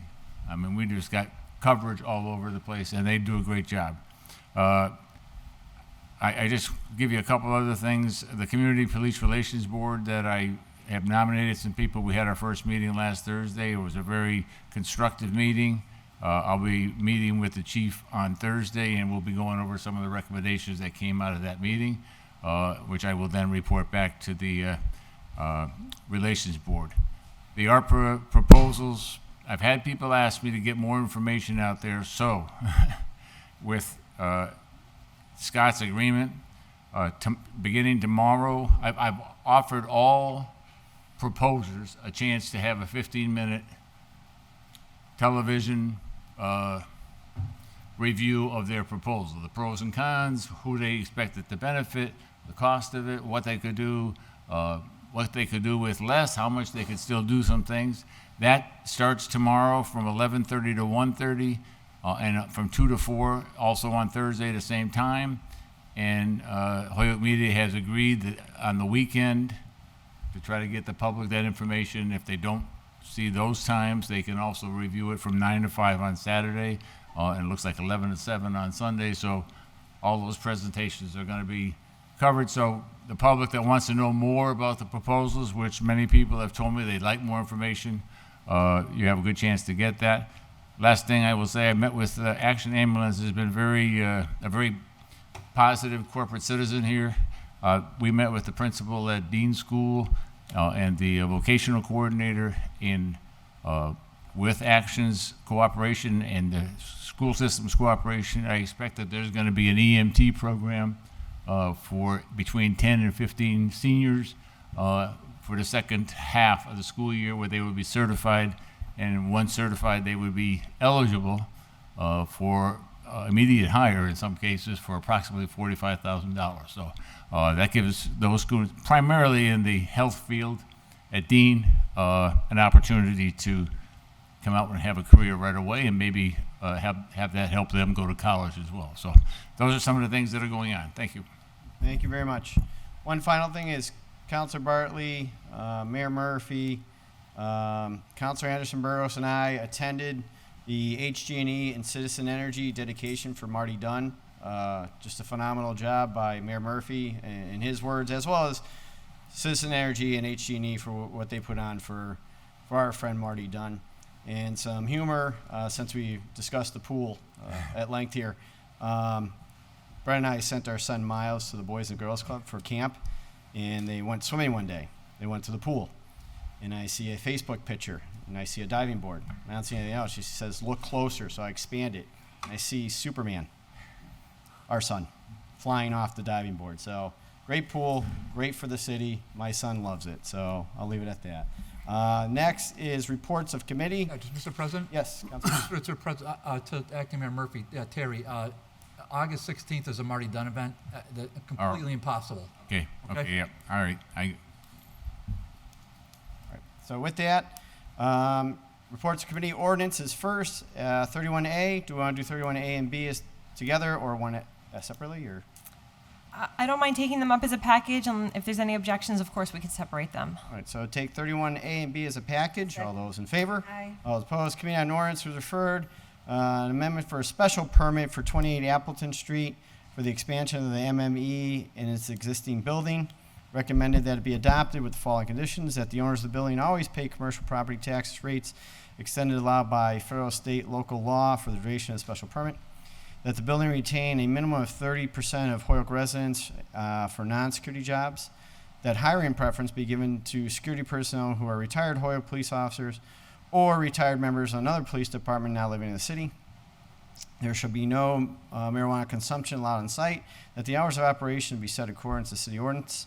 Sidewalks, walkways, ramps must be complied with in Mass General Law, Code 521 CMR. 7, in the event of any proposed changes to the approved plans prior to their implementation, the applicant will be required to come back to the City Council, review and approve the file as amended as a special permit. 8, any permit approval will be conditioned on approved by the DPW with detailed design, drawings, production, storage areas associated with drainage piping so that the chemical containment issues can be further reviewed prior to the start of the construction. Pre-treatment and contained off-site disposal of liquid must be required. 31B is the Committee on Ordinance who has referred that an order of special permit application for Rise Holdings manufacturing establishment MME at 100 Water Street site and operated as MME in existence of building 3, 4, and 5. Recommend it be adopted with the following conditions. 1, 2, 3, and 4 are the same as the ones I just read. 5 also regarding the hours. 6, sidewalk, walkways, ramps must also be complied with, once again for 521 CMR. In the event of, number 7, in the event of any proposed changes, an approval plan or plans prior to implementation. So it'd be the same recommendations as the prior. Mm-hmm. So with that, motion be receive Pass the and first adopt. reading. Pass the first reading. Our discussion, Councilor Lisi. Thank you. So I think most folks here are familiar with Rise Holdings as the first application that we approved in the city. That was the application at 28 Appleton Street. 31A is looking to expand the activities at 28 Appleton Street. And 100 Water Street is a new location that Rise is looking to expand into. 3 buildings on that site. Some of the expansions are going to include more office space, more production space, more grow space. They have locker rooms and changing areas, as well as a gym in one of the buildings. And they're going to be manufacturing seltzer products in one of the cannabis-infused seltzer products in one of those buildings. Otherwise, the applications were very complete and thorough, and the committee recommended that it be adopted. Anyone further on 31A or B? Anyone online? Motion is to pass the first reading. All those in favor? Aye. All those opposed? Motion to pass second reading? Motion is passed the second reading. All those in favor? Aye. All those opposed? Motion that the passage be ordained. Motion that the passage be ordained. The clerk will call the roll. If you vote yes, you're voting for 31A and B. Tallman, Yes. Bacon, Yes. Anderson Burgos, Yes. Bartley, Yes. Rainey, No. Hernandez, Yes. Leahy, Yes. LeBron Martinez, Yes. Lisi, Yes. McGee, Yes. McGivern, Yes. Murphy, Yes. Sullivan, Yes. 12 yeas, 1 nay. For your vote, your President, we could just note those two were special permits, not ordinance changes. Oh, they were. I apologize for that. It- I thought they were. Yeah. It Well, does, no, it it's does right. say, it does say special permit on top. Yeah. My Oh, I'm fault. sorry. I see what I did. Take a Yeah. motion to 31C. I blame the chair, not the president. It's me. It's me, Joe. I'm already tired. It's only 8:30. Well, if the president's report wasn't so long, we might be out of here. It's been a while. I missed you guys. I missed everyone. All right. So 31C is Committee on Ordinance to refer to special permit application for a marijuana growth facility at 111 Mosier Street.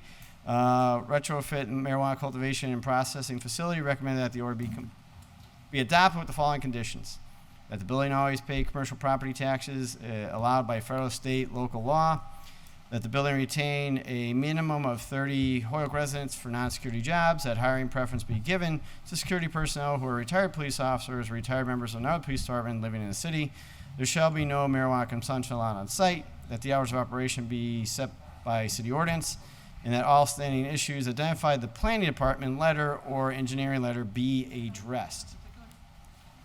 Motion to receive the committee report and adopt. Motion Second. is to receive and adopt, pass the first reading, not the first reading, just receive and adopt.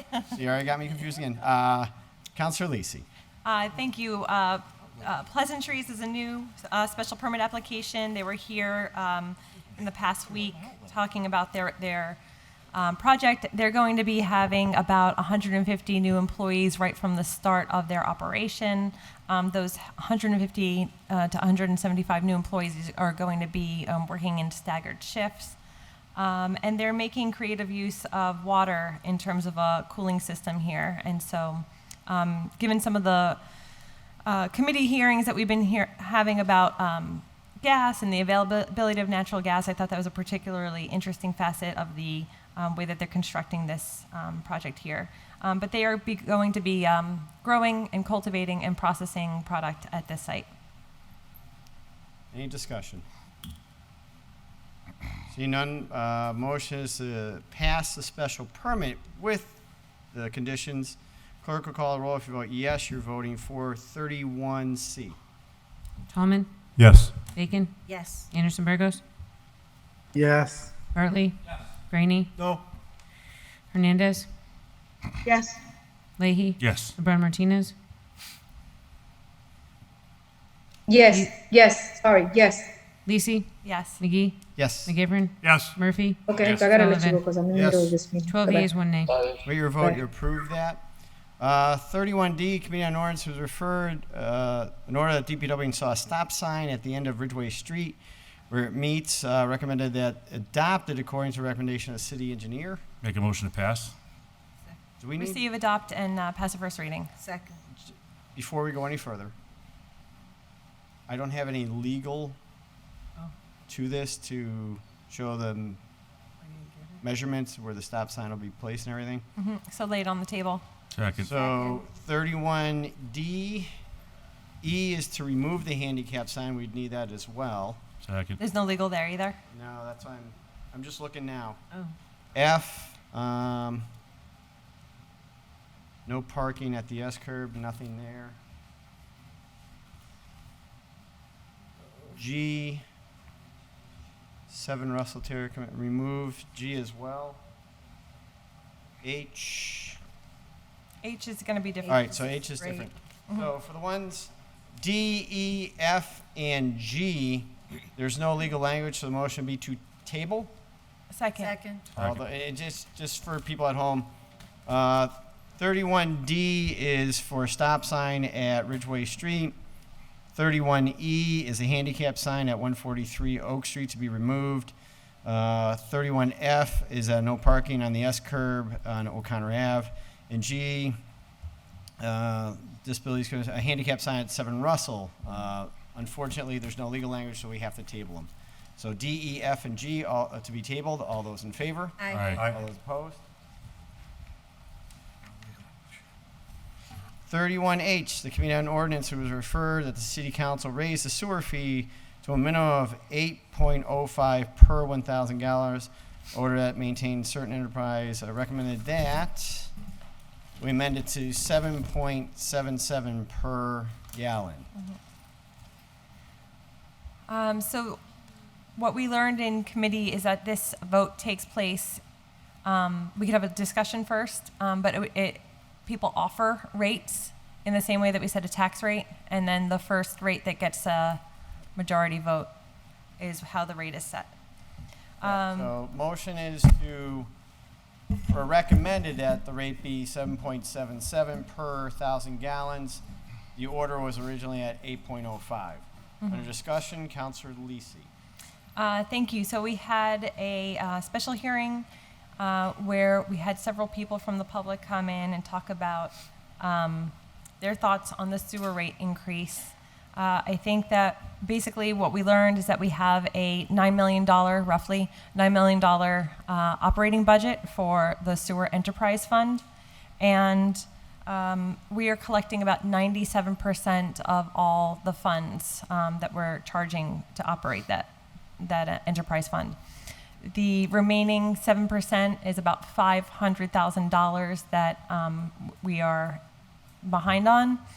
And we need to set a new rate to cover the operating costs. The bare minimum at a 93% collection rate, which is what we are doing on average, is that $7.77 per 1,000 gallons rate. Mayor Murphy had recommended in the original order an $8.05 rate per 1,000 gallons. And that was with the thought that we could close up some of the deficits in the enterprise fund. We could make the fund whole, and then also just have a rate that would take us into the future. Because right now that $7.77 rate is not really going to be relevant in another year, first of all, and it doesn't build in any cushion for any contingencies or emergencies that come up in the next year or until we set the next rate. I would defer to the maker if he wants to add anything else. I know that should we go with the higher $8.05 rate, there is a chance that there would be a transfer of cash to help offset the impact for residents so that they're not being hit with both a sewer rate increase and a tax rate increase in the same year. But again, I'll defer to our Mayor Murphy to see if he wants to add anything there. Councilor Murphy.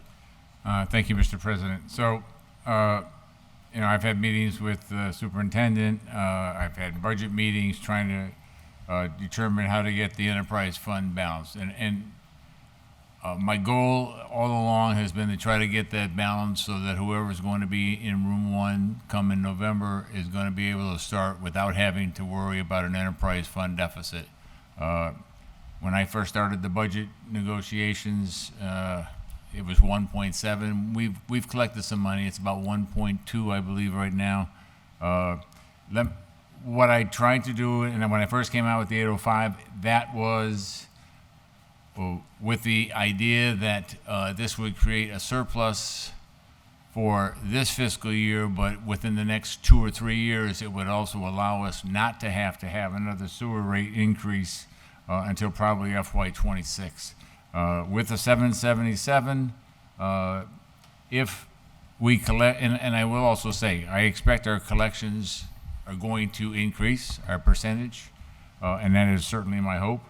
But if we were having the same results, 93 or 94%, the collections with this rate would be about 1.1 million more than it would, and that would just about balance the enterprise fund for FY22. If we were able to get our collections up, and I estimated it to get up to about 96%. That would add another $250,000. That would barely get us to balance in FY23, but would put us in deficit in FY24 without having another significant rate increase. I do think in terms of the compromise, and one of the things I have said, I would certainly, I've talked to bond counsel, I want to emphasize that, in terms of trying to provide some relief to Holyoke businesses and residents. I've talked to bond counsel about creating a tax relief stabilization fund from the stabilization money, which would reduce the expense this fiscal year. Obviously, this has been a tough year for many, many people economically, with lost jobs, lost income, and all of those kind of things. So I would take a significant portion of the, if it's $1.1 million, I would take probably about $800,000 and ask the council to establish a tax relief stabilization of $800,000, which would mean the net additional expense for this fiscal year, if 777 was the rate, would be about $300,000, which would be for the average person somewhere in the vicinity of $25. I certainly have been as conscientious as I can, recognizing those economic hardships, but at some point, the reality is we have to balance that enterprise fund. And if we don't, then we need to find ways to continue to streamline. And I'm not saying our government services are at the absolute most efficient way, but I'm certainly seeing that we're making efforts to do that. But if we don't do the enterprise fund and get that balance, then we're approximately $1.1 million in FY22 fiscal city's budget that we're going to have to figure out. What do we do about those? Where do we make those cuts, potentially? I think the right answer is to balance the enterprise fund. I think the compromise to do that is to provide tax relief so that people do not get hit with the 1.1 million, but get hit with 300,000, and then move on to the next year where we start to, hopefully the economy starts to pick back up. We've got people back to work. And believe me, I've had some people coming into the mayor's office, both in terms of water and sewer, and I've certainly advocated for them. But I honestly think this is a pretty good compromise. It's a compromise to get us at least balanced, and as our collections get better, and again, we're promoting how to get our collections better. If they got to 96%, we're balanced again for one more year. And that gives us some opportunity so that we don't fall into $1 million deficits in the enterprise fund. So I'm hoping the council will adopt the 777. I'm going to, if that happens, either if it does or doesn't, I'm going to be encourage the DPW to make sure that they accelerate collections. I know they have sent out notices. We'll be talking about some of the things on that, but they have sent out notices and have started getting more payments in that were late, but even with all those, we're still in deficit. Thank you. Councilor Leahy. Yeah, thank you, and I want to thank my friend and my colleague Terry Murphy, because I know that he's doing the best he can do, and he's obviously it shows putting a lot of effort and hard work into this. So I appreciate it. Just let's put this in perspective so the people at home know what's the cost now per 1,000. 665. 661? 665. And I filed an order a long time ago that sewer, that we go to an outside collection agency. Whatever happened with that? That I don't, I'm not. No, so now we're putting the staff, we're putting another burden on their shoulders, trying to, do we have proof that it's at 93%? Collection? I'm guessing it's coming from a lot of manufacturers, a lot of businesses that are no longer here, and they're not going to pay. So now we're putting this rate on the back of the people who are here. You know, the average homeowner that is here, that maybe has 2 or 3 kids, and now they have to pay for some company that's no longer here and is not looking back, and they couldn't care less. One of the things we should be doing is putting liens on their property, making sure that these people can't sell their property without paying the city of Hoyoke first. You know, we have delayed trash pickup. We have, some services that, need, for the average homeowner, need to be done. And now we want to go from $665 to $777. And you're saying that's an average of $25 in addition? I think we're just, this is a terrible time. It's a terrible time to be increasing this. We have to think outside the box, as I indicated before, and hire a collection agency and put liens on people's properties. Thank you. Counselor Lisi. The one thing that I wanted to state is that if we are not setting a rate that sort of covers the costs, what we have done historically is use general fund dollars to plug up the enterprise fund. And that is essentially asking taxpayers who may or may not directly benefit from the sewer service to subsidize the ratepayers. And so I would like to urge us to pass a rate that's at least $7.77. Again, I think that it's important to have a bit of a cushion there, and that we do, for a number of years now, have a 93% collection rate. So I think that, according to the notes that the DPW superintendent submitted, it's a historical rate of collection that I think we can count on. Counselor Graney. I appreciate all the hard work that's gone into these figures. We still have $500,000 out there in arrears, not collected. The taxpayers in this community and the ratepayers their backs are being broken. I do not intend to vote for any more increases in the sewer or in the tax rate until we streamline our budget and until we make the cuts that are necessary to give relief to the taxpayers. Thank you. Counselor Vacant. Thank you, Mr. President. I want to make a couple of points. The 777 that's before us that purports to balance the sewer fund makes a couple of, I think, concessions that I think are unfair to the people who follow the rules and pay their bills. It assumes that we cannot do any better than the 93% collection rate. Our water department has a 98% collection rate. So I would say we need to set the bar higher for ourselves in terms of the collection rate.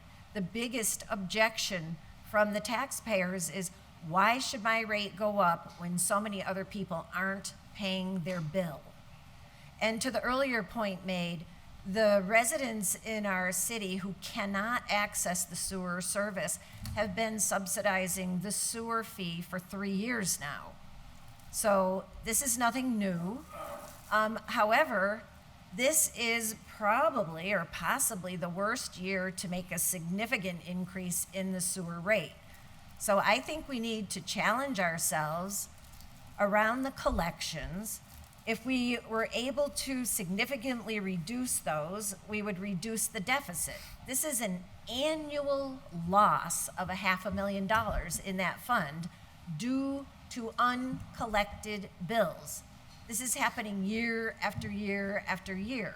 So it's not that it happens and it goes away. It continues to happen.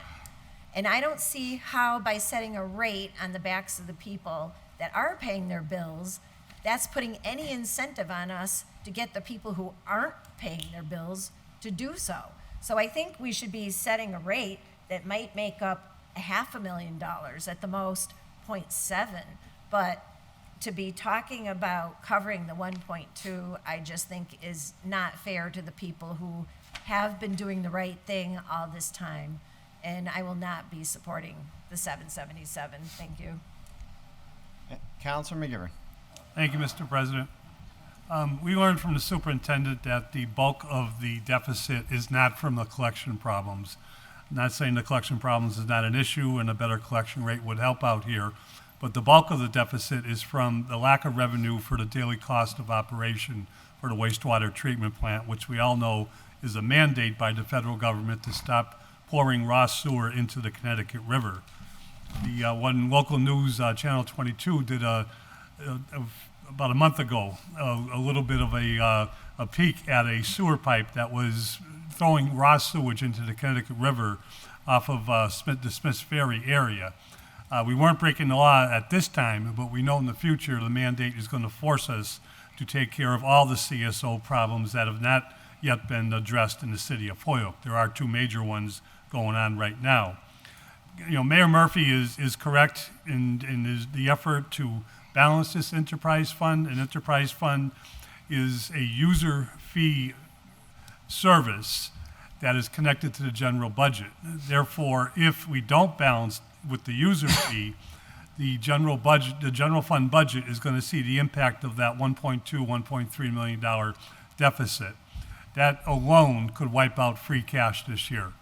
And without the free cash, we're looking at a budget that's barely going to survive, as we see federal dollars being poured in everywhere except into the daily service cost of what the city has to offer. If we don't balance the enterprise fund, yes, the taxpayers are going to be supplementing that fund itself. And as Councilor Bacon pointed out, that includes everybody in West Holyoke who doesn't even have the option for a sewer, the use of a sewer. Parts of Smiths Ferry who don't have an option. And their property tax dollars for years now have gone into the sewer budget as opposed to going for police and fire, education, parks and rec, the pool that we have. Those dollars could be much better spent if we didn't have to divert them to the wastewater treatment plants. It's not an easy thing to do, but when you add the pros and the cons together, there's no win here. But it's the correct thing to do, to balance the budget so that it doesn't come out of the property taxpayers themselves, and it comes from the user fund that is paid into it.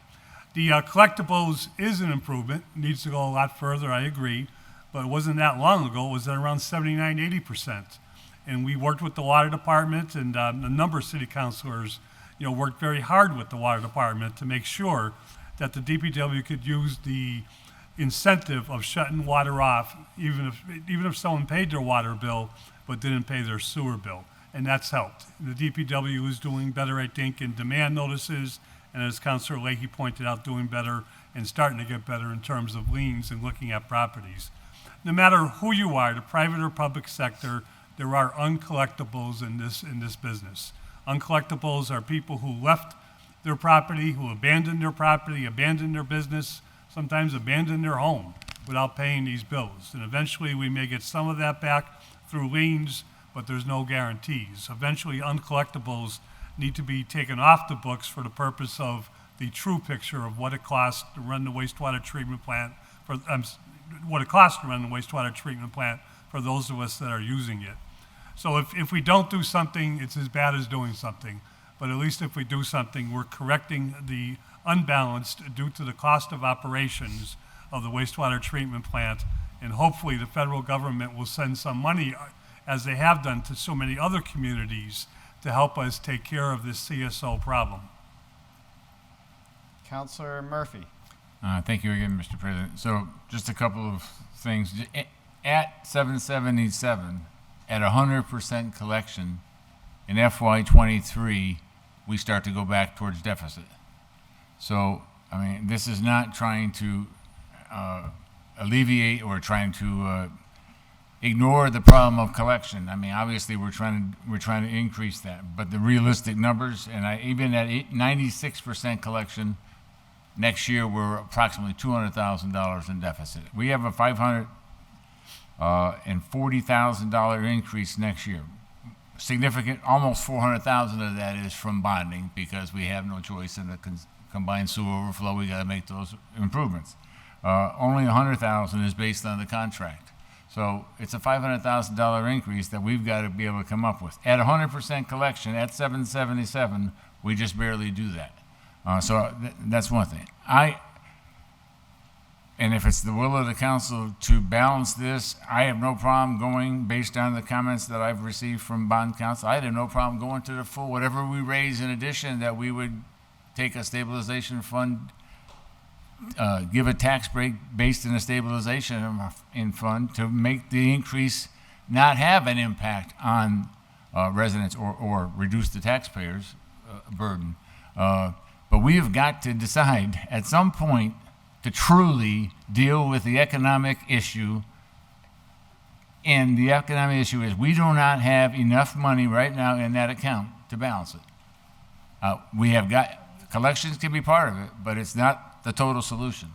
At 100%, it gets us to one more year. So we need to make some moves. We need to make some decisions. I strongly encourage you at least to go to 777. I will make every effort to work with the department to accelerate. I know they're sending out shut-off notices, and I've got people coming to my office, so I know that's having an impact. But the reality is we do not have enough money to fund the enterprise fund, and therefore it's making taxpayers pay for that deficit. Thank you. Councilor Aiken. Thank you, Mr. President. And while I appreciate the goal of balancing an enterprise fund, which we all know should be a balanced fund, if we had the will as a body to balance our budget, then we wouldn't have such an issue with a fund like this. The argument that I'm hearing is that we need to take the money out of stabilization to subsidize the tax rate so that we can increase the sewer rate. All that is doing is kicking the can down the road and avoiding the fundamental problem that the size of our local government has now exceeded the ability of the taxpayers to support it. Because when you're taking money out of stabilization to pay for operations, which is what this is, you are funding a deficit, a built-in deficit. So the big issue is balancing our budget and bringing it into a size that our citizens can afford. So the argument of funding the sewer fund, while a completely reasonable argument, unfortunately has not been made relative to the entire city budget. If we were saying increase the sewer rate and lower the tax rate because we're bringing the size of local government into line with what our taxpayers can afford, I could support that argument. But that's not what we're doing. We're going to spend all the money that we're already spending with a budget that's out of balance, and then we're going to keep spending that money. So the taxpayers aren't going to get a break. And to use the stabilization money for 1 year is just kicking the can down the road. And that's going to come right back when that extra money is no longer there. That's getting spread over 2 years. And then bang comes year 3. So this is not really fixing the problem, although I conceptually agree that an enterprise fund should support itself. But we need to bring the rest of it under control. Otherwise, we're just like moving the can and putting it over here. It's kind of like a shell game, moving the money from here to soften it over there, but it's all taxpayer money that taxpayers paid. Thank you. Councilor Lisi, then Councilor Graney. Oh, I just wanted to say that the enterprise fund is a user fee driven fund. So I think it's only when we don't fund it properly that we start doing this quote unquote shell game of moving taxpayer dollars into the enterprise fund. So all these arguments about limited government and like reining in the size of our government are totally irrelevant vis-a-vis the enterprise fund, because that is a user fee driven fund. It's only when we don't fund it properly with an appropriate rate that we actually have to draw money from the dollars that would go to services like trash pickup, like staffing, city hall departments, like the legal department, when we're not funding the sewer enterprise fund properly so that it has the money in there to operate, the wastewater treatment plant, is when we start drawing money and shrinking the size of government. That may be the goal of some of the counselors here, but that's not what I want to do, and that's not where I want to draw funds from in order to support the enterprise fund. Mr. Counselor- President, hold on. I would like to respond to that because she is twisting the comment that I made into a different meaning than it had. Okay, Councilor Bacon? The comment that I made was referring to taking the money out of stabilization to give a break to the people for paying the balancing rate, not the point that she falsely made. Thank you. Councilor Graney? Yeah, Mr. President, there's a lot of proud people in this community that have lived here for many, many years that have been paying and paying and paying the burden of taxes for years and years and years. They're on a fixed income. They can't afford these rate increases anymore. They're sick and tired of it, and they want some relief. Now, if we have to cut and cut and cut city government, then that's what we have to do. But I do not want to see anybody forced to sell their home and leave this community because they can't afford to stay here because of the taxes and the increases for their services. Thank you. Councilor McGivern? If we don't balance the enterprise fund and we leave the deficit because it is connected directly to the general fund, we are immediately cutting revenue to the general fund, which is a forced cut to services, not just balancing the budget as suggested. And to me, if we want to work on the services we provide to the general fund, we need to balance the enterprise fund. The gas and electric operates on a user fee. The gas and electric operates very well. The Holyoke Water Department operates on a user fee. The Holyoke Water Department operates very well. They're not enterprise funds. I have an order questioning why we would let the wastewater treatment plant remain connected to the general budget itself. It's something we don't even control because it's a federal mandate what we have to do. If we don't balance this budget, DOR is going to balance it off the back of all these good taxpayers, and that is wrong. The taxpayers should not be balancing the enterprise fund with their property tax. That should be the services that they want and need, the DPW, the trash pickup, the yard pickup, yard waste pickup, our police, our fire, education, parks and rec, the pool we've been talking about. That's where property tax dollars go. Why are we not balancing this budget so the property tax dollars can do what they're made to do and what the homeowners of this city want, and the users of the sewer wastewater treatment plant use the user fee system to pay for that service? All right, so where we're at for those who are at home, there was an order filed for 8.05. Committee recommended 7.77. We can. I'd like to make a motion to go to the first ballot at $7.85 for the rate. Is there a second to that one? A second. All right, so they want to go to the first ballot, which then the recommendation was 7.85, and that was seconded. Is there a second option? 3 options, then we'll stop. Vote on the third to go back. I'm going to make the motion that we go at 777. Is there a second to that one? Second. Second. Is there a third option? Third option? Yep. That we maintain the current rate. 6.65. Is there a second to that one? There is no second. Is there a third option?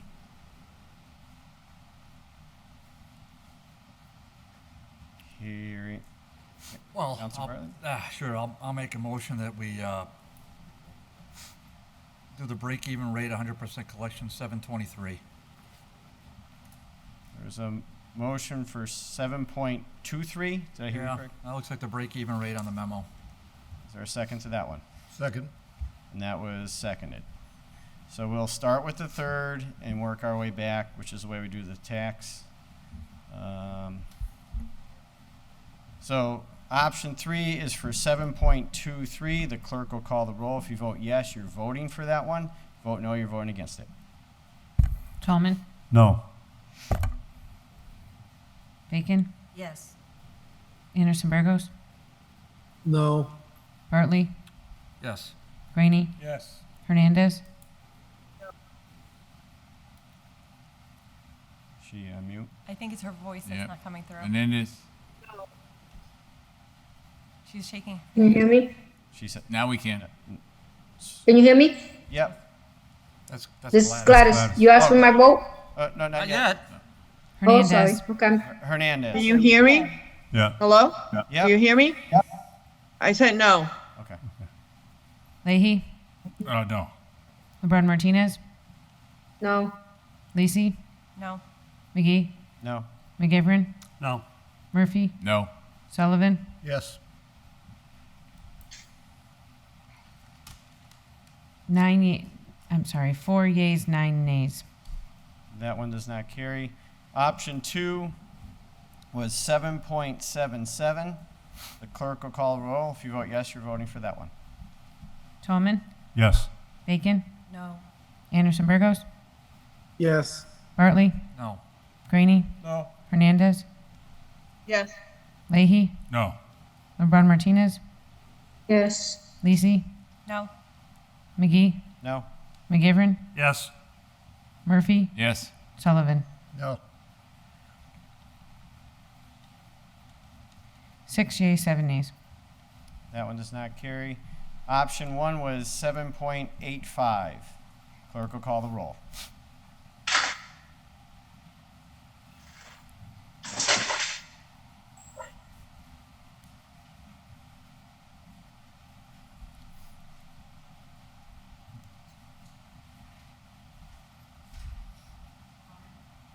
Tallman, Yes. Bacon, No. Anderson Burgos, No. Bartley, No. Graney, No. Hernandez, Yes. Leahy, No. LeBron Martinez, No. Lisi, Yes. McGee, No. McGivern, No. Murphy, No. Sullivan. Yes. 4 yeas, 8 nays. Motion to table. Motion is to table. Is there a second? Second. Second. 9 nays. No discussion. Option 1 does not pass. The motion was to table was seconded. All those in favor? Aye. Aye. No. All those opposed? No. No. Go to No. second ballot. Clerk, not the clerk. Unsure, please show hands to table. If you want to table, raise your hands. Table this order. Yeah. So raise your hands. 1, 2, 3, 4, 5. Anyone online? Can I have a question before we table? You can have a question. Yep. The reason for the tabling, what is the reason for the tabling? This is not It's non-debatable. I mean, It. Okay. So just like 10 years on the board. Okay. So that doesn't pass. Is there another? I'll make a motion to go to 780. Motion is to go to the second ballot. Council Murphy has 780. 80. 780. Is there a second to that? Second. Option 2.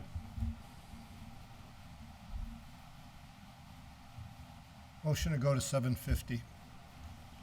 Motion is to go to 750. Is there a second to that? That one fails for a lack of a second. Is there a second option? Motion to 775.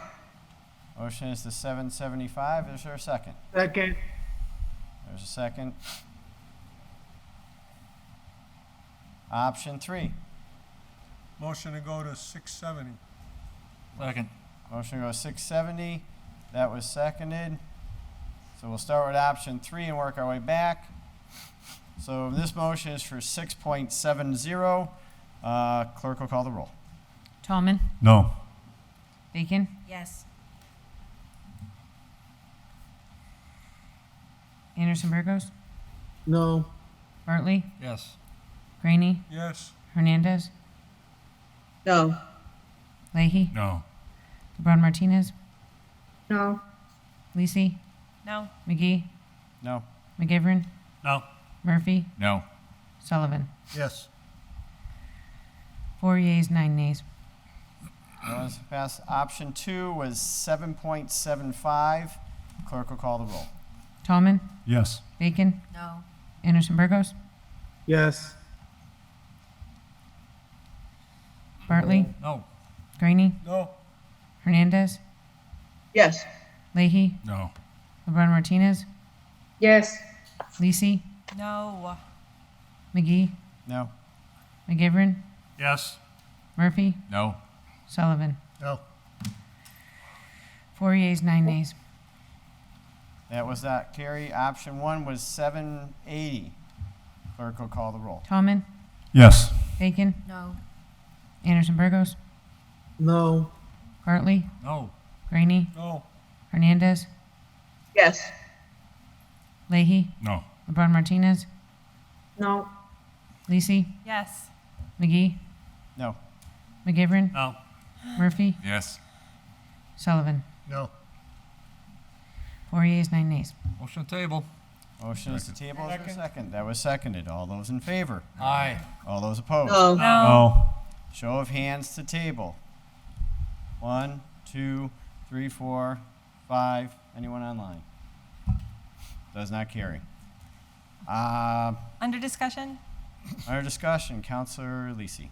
So motion to go to the third ballot, and I just want to reiterate, because it seems like people are not happy with higher and people are not happy with lower numbers. So the break-even rate at the historical collection rate of 90% that we have is $7.77.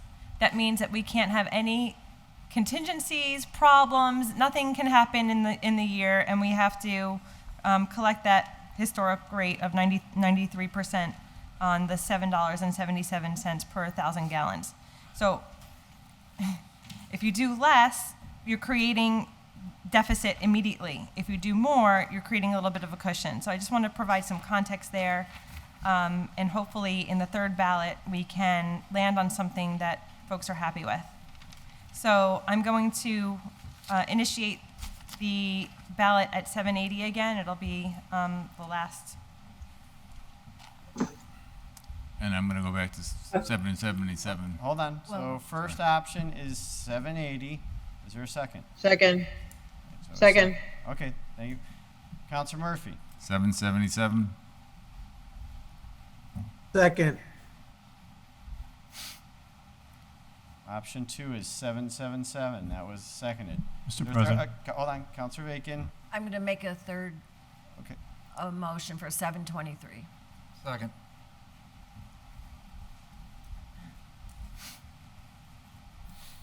The last one, option 3, is 7.23, and that was seconded. Councilor Tallman, you have something, or? I guess I get shut out now. I was going to make a motion to some number that I think everybody would vote for, but we'll try it the next round. The next round. Councilor Bartley. What'd you say to me the other night? We don't vote on it. I like anything paid. Oh, I was just trying to get a number out there that everybody will possibly vote. vote on here. So maybe next round. Well, look, I hope we can support the 723, Mr. President, and I hope we can get the requisite 2/3 votes to do that. And I say that because it gives us a chance to get the ball rolling in FY22, and it gets us through this year. And we heard all the arguments, and they're all very valid, Mr. President, but we have, I don't think it's been discussed enough, we have some tremendous water users coming on with the marijuana, with the new growth, which consequently, what does that lead to? Increased sewer rates, increased sewer funding. I think, and I think if you add that, you know, the mythical 100% collection rate, right, we all know that that's a dream, but I think that what we heard from other councilors saying that other departments have a pretty high collection rate, maybe if we finally took up my friend's order to really have outside collections coming to get those hardcore guys, it's a great order. And we can, you know, perhaps find some common ground here. So, look, I don't want to raise anybody's rates, especially in this year, to do anything. I'd rather just have it stay the same, but we realize we probably can't do that. 723 seems like a pretty good compromise based upon the memorandum that the DPW superintendent gave us. So I hope we can find the 9 votes this time around. Thank you. Councilor Sullivan. Yeah, thank you. I concur with what Councilor Bartley just said. One thing I'd like to point out is if the water department has a 98% collection rate, there's no reason the sewer rate shouldn't be at 98% as well. It's the same system, if you're using the same tool to shut them off and you're getting that kind of return, you should get the same. It only stands a cent out of the sewer bills as well. And it's absolutely correct. We've seen nothing but growth in the cannabis industry, which will not result in a excess capacity going to the sewer as well, which should increase the revenues there. So I think the 723 is a fair one. It gives us a year, maybe 2 years to improve on what we're doing already and see what the future outcome is, and not just leap right down the throats of the taxpayers or the rate payers on this enterprise fund. Thank you. Councilor Graney. Mr. President, the 723 rate is probably the best possible rate that we can get, the lowest possible rate that we can get for the taxpayers. So I'm going to support the 723 reluctantly, but I'll support it because I think it's the best rate, and I think it's a compromise that we can all live with, including the taxpayers and everybody else who's paying the bills, because it's not our money. The people that are paying the bills are the ones that are going to suffer. Councilor Vacan. Thank you, Mr. President, and I hope my colleagues will support this because it will also give us an opportunity to bring some pressure to bear relative to a review of the contract, which we all know is very complex, however, has not been subject to any review in over 14 years. And so if there could be some review brought to bear on that, there may be some room to move within, because that is the single greatest driving force to the costs within that whole fund. Thank you. Seeing no one further, we'll start with option 3, 7.23. The clerk will call the roll. Tolman, No. Bacon, Yes. Anderson Burgos, No. Bartley, Yes. Graney, Yes. Hernandez, No. Leahy, No. LeBron Martinez, Yes. Lisi, No. McGee, No. McGivern, Murphy, No. Sullivan. Yes. 6 yeas, 7 nays. Option 2 was 7.77. The clerk will call the roll. Tolman, Yes. Bacon, No. Anderson Burgos, Yes. Bartley, No. Graney, No. Hernandez, Yes. Leahy, No. LeBron Martinez, Yes. Lisi, Yes. McGee, No. McGivern, Murphy, Yes. Sullivan. No. 7 yeas, 6 nays. Option 1 is 780. No, 67. Sorry. No, it does not pass. I thought it was 7-6. 7-6. 1, 2, 3, 4, Passes. 5, 6. 6, 7. 6, 7. 1, 2, 3, 4, 5, 6. I'm all right at math. I 7, can't 6. Do we need 2/3? No. 7. It's not a transfer.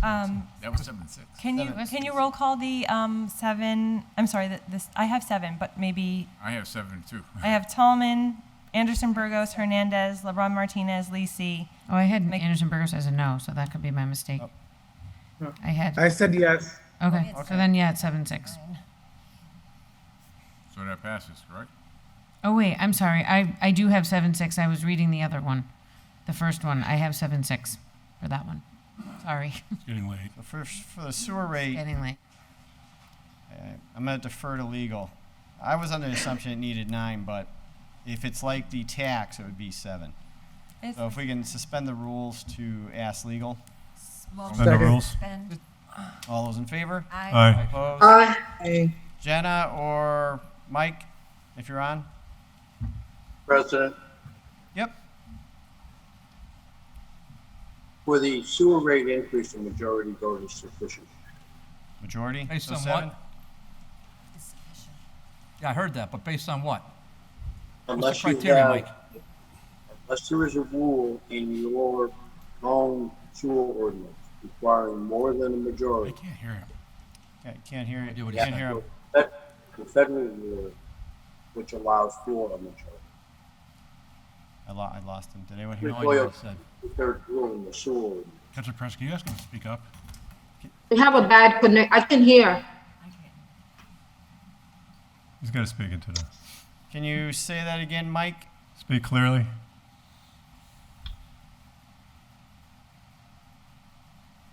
Is he there? He just put on He's on mute. He's on mute now. You're on I mute, just Mike. trying another microphone to see if that's any better. That's better. That's That's better. better.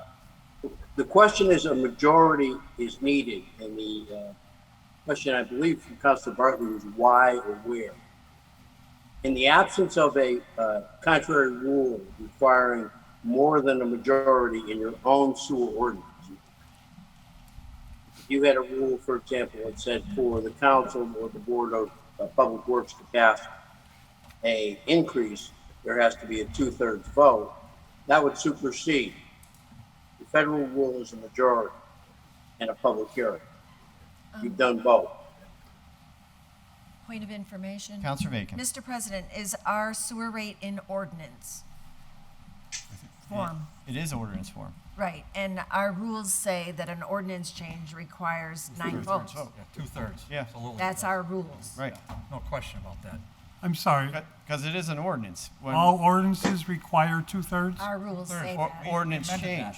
An ordinance change. Handicap parking signs require 2/3? Yes, 2/3, Joe. Yeah, yes. We amended it. I don't have the rules in front of me. What number is it, Councilor Bartley? I'm not the president, you are.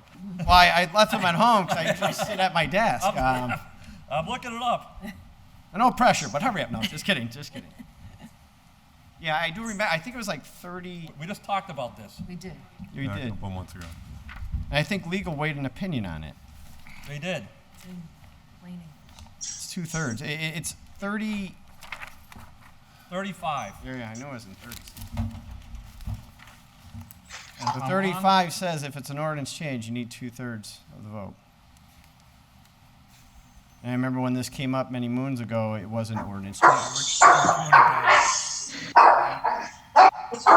35 says any ordinance, order, resolution, or vote involving the appropriation or expenditure of money, which is chapter 2, requires a 2/3 vote. Or any ordinance or expenditure. Of money. Of money. It's chapter 2. I don't have it in front of me. I apologize. It's at home.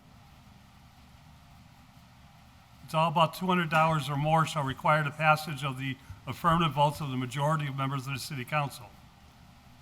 That's 35. Every ordinance, order, resolution, or vote shall be read twice within an interval of 3 days, and the vote and its final passage shall be taken by roll call. Provided, however, that upon the written recommendation of the mayor, the city council must pass such ordinance, order, resolution, or vote on the same day by a 2/3 yea or nay vote. That's the rest of the sentence. Any ordinance, order, resolution, or vote involving an appropriation is the beginning of the sentence. That's the first sentence. But there's Right. a second And then sentence. Without an appropriation, it's a simple majority. There's a second sentence. That's not right. I There's a I second read it sentence, as 2/3. as the 2/3. I'm So object. Point of order. bring I it challenge get the legal? ruling of the chair.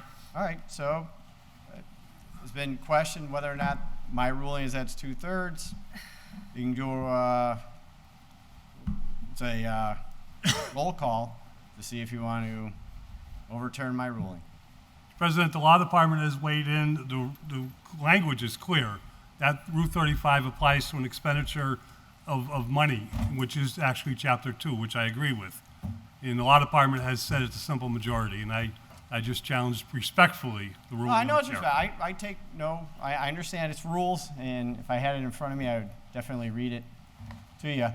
And I know the legal department did weigh in on it. We did get a ruling from legal. And I do remember legal specifically pointing that out.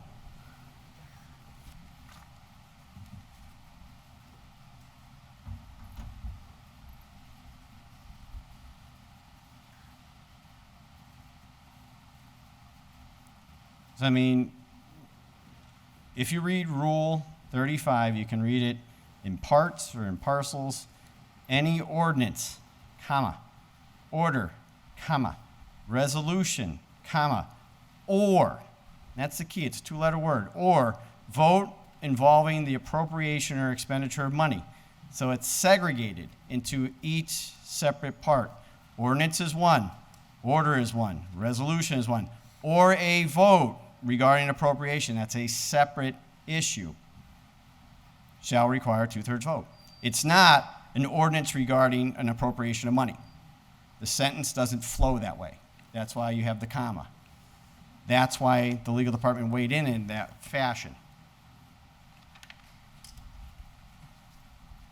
That's Rule 35. So you can challenge it, take a roll of the board as to whether or not it's 2/3 or 7 votes. I said it's 2/3. You can vote against that, and then we can send it off to legal if you want. Clerk will call the roll. If you don't think it's 2/3, say it's not 2/3. Wait, back up. Mr. President. Need to clarify that one. We're saying that 2/3 is not the requirement, that we're reading 35 differently. That's only 7. So a yes vote is what?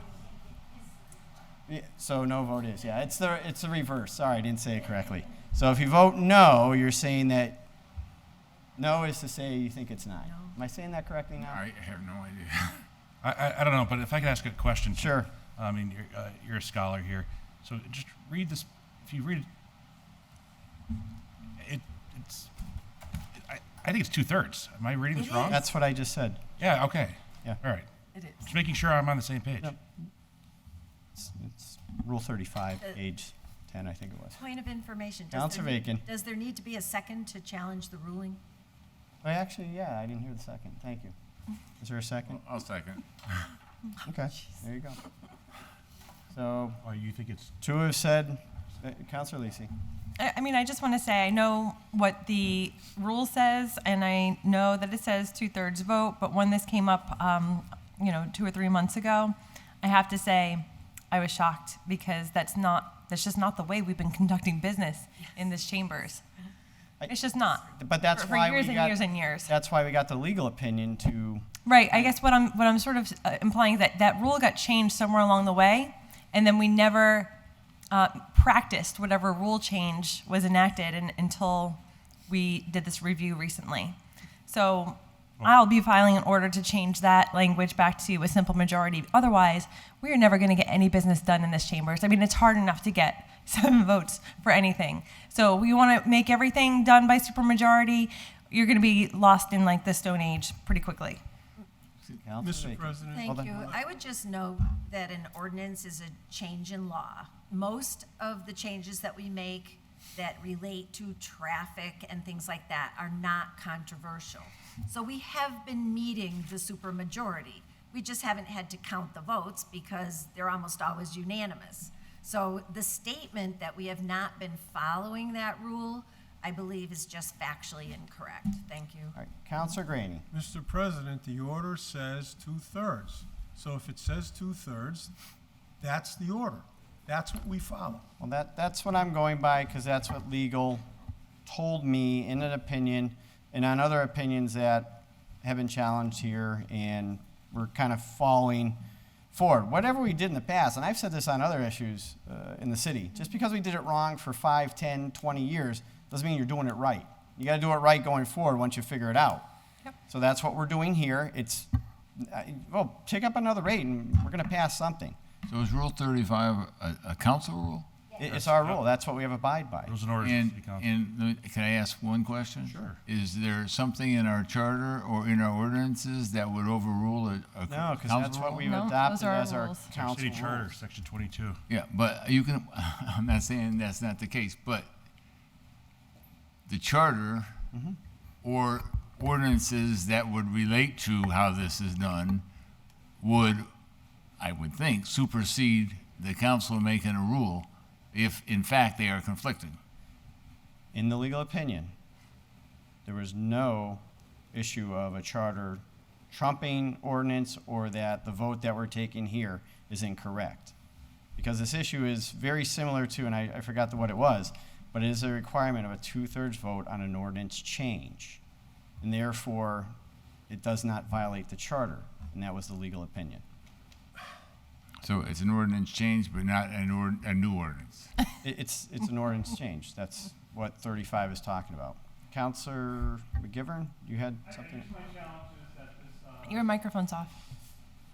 My challenge is that this ruling is superseding Mass General Law, similar to the Mass General Law with the appropriations of money is a simple majority. And our rules cannot as the mayor said, cannot supersede the charter or Mass General Law.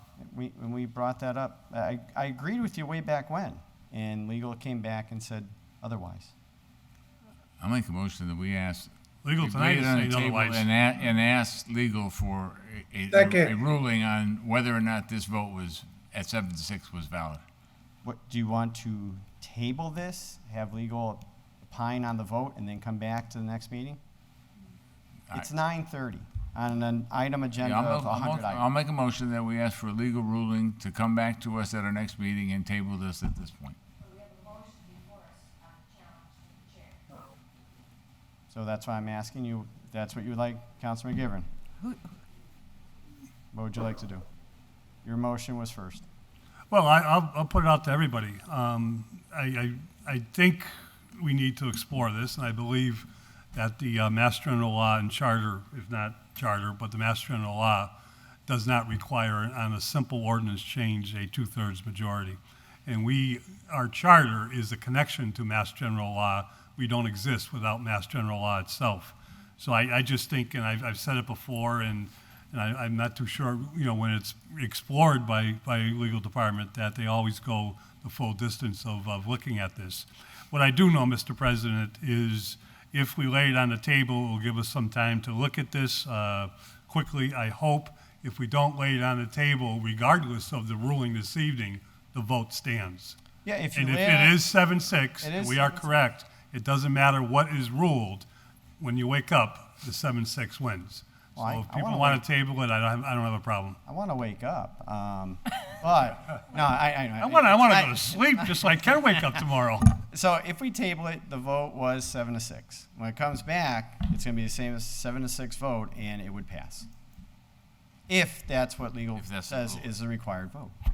If not, we do again. We start You'd over. have to go back and get the 9 votes. Get the 9 votes. Pursuant to Rule 35. Councilor Graney. Mr. President, we're losing track of the issue.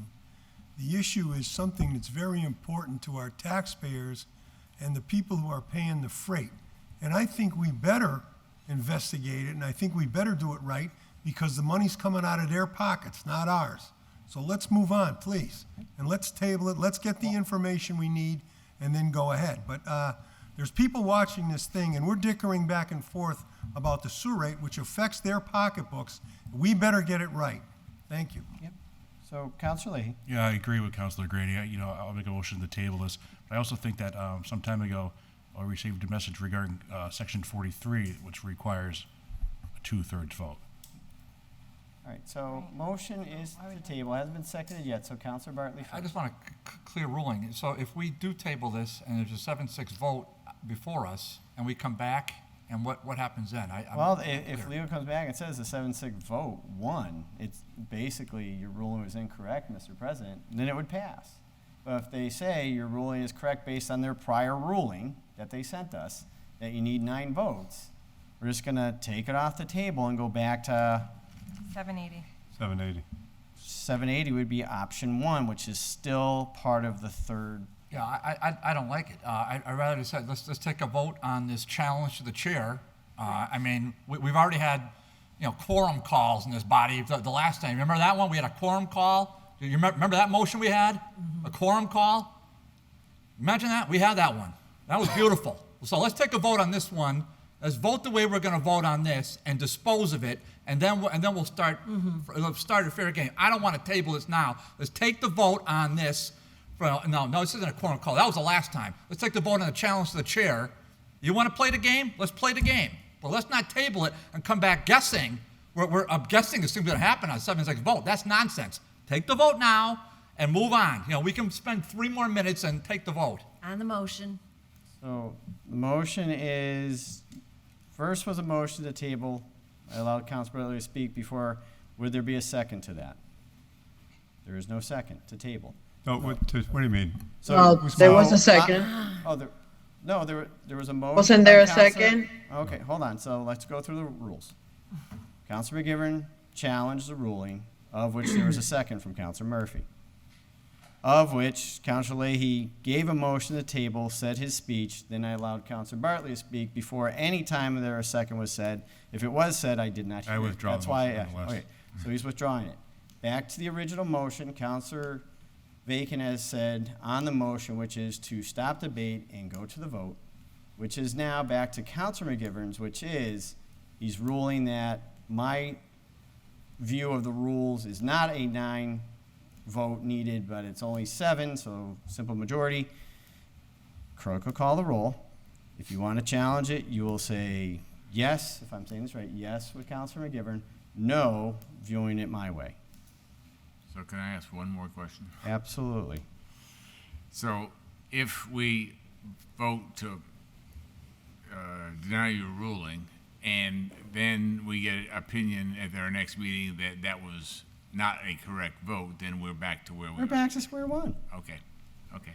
I didn't make this up. All right, so clerk will call the roll. Okay, what's the vote now? So if you vote yes, you believe it's only 7, you're going with go. If you vote no, you believe that Rule 35, the way I've interpreted and the way legal has given it to us about a month ago, said you need a 2/3 vote, then you'd say no. If you vote no, basically it's just gonna go back to ballot 3, option 1, and vote on that. If you vote yes, then we'll assume that I am wrong, it'll go to legal.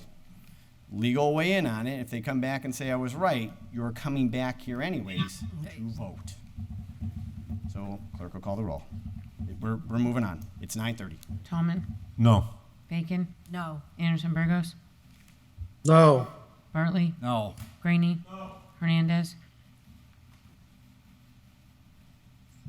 If I say yes, wait, if I say yes, I'm challenging what the president. Yeah. No offense, taken. yes. I don't mind. Yes. She's not worried about offending you. Leahy, No. LeBron Martinez, No, I'm not. Can I just get I'm sorry, can I get a quick clarification again on that? I'm a little bit confused. So Councilor McGivern is saying it's only 7 votes, and therefore he challenged my ruling saying it was 9 pursuant to Rule 35. If you vote yes, you're voting with Joe, or Councilor McGivern, sorry, it's getting late. If you vote no, you're voting with me in order to move the process. Okay, so I'll say no. Lisi, Yes. McGee, No. McGivern, Maybe. Yes. I think the flaw is actually with Rule 38, but that's a topic for another night. Murphy, Yes. Sullivan. No. Hold on. 4 yeas, 9 nays. Does Linda get to vote? Did you vote? Oh, okay, I'm sorry, I missed it. She was second after Tallman. Oh yeah, remember we're going back, we pulled the name again. Motion to move to the 780. All right, so Second. motion is to go back to a ballot 3, option 1. Councilor Graney had a question. So this is 780. Clerk will call the roll. Yes. Bacon, No. Anderson Burgos, Yes. Bartley, No. Graney, No. Hernandez, Yes. Leahy, No. LeBron Martinez, Yes. Lisi, I'm sorry, 780. 780. 780. 780. Thank you. I didn't hear that. Yes. McGee, No? McGivern, Yes. Murphy, Yes. Sullivan. No. 7 yeas, 6 nays. 780 would pass, but still, we already did that issue. Ballot 4. Motion table. Make a motion to Make a move to motion. 775. Ay, Dios mío. So I heard Yeah, table. I'll second the 775. Hold on, slow down. I heard a motion to the table. I didn't, and I heard it, okay, so this was seconded. End of debate. All in favor of tabling? Aye. All those opposed? No. No. The noes No. would have No. it. The noes would have it. Ballot, 4th ballot, option 1. Counselor Tallman, I accidentally cut you off last time. You are now first. Okay, I'd like to make a number of 750. 750. Second. That is seconded. Option 2.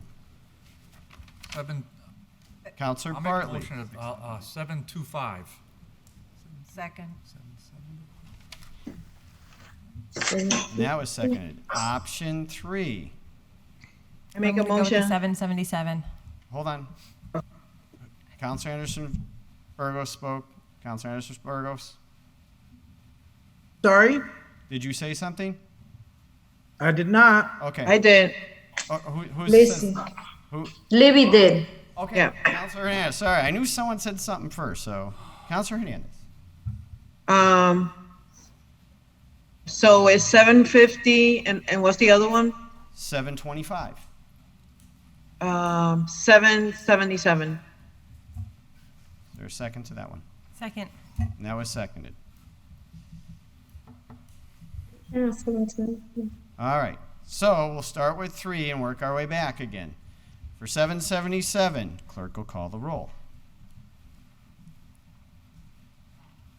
Almond. Yes. Bacon. No. Anderson Burgos. Yes. Bartley. No. Graney. No. Hernandez. Yes. Leahy. No. LeBron Martinez. Yes. Lisi. Yes. McGee. No. McGivern. Yes. Murphy. Yes. Sullivan. No. 7 yeas, 6 nays. Option Ay, 2, me cago en la madre. 725. Clerk will call the roll. Tallman. No. Bacon. Yes. Anderson Burgos. No. Bartley. Yes. Graney. Yes. Hernandez. No. Leahy. No. LeBron Martinez. No. Lisi. No. McGee. No. McGivern. No.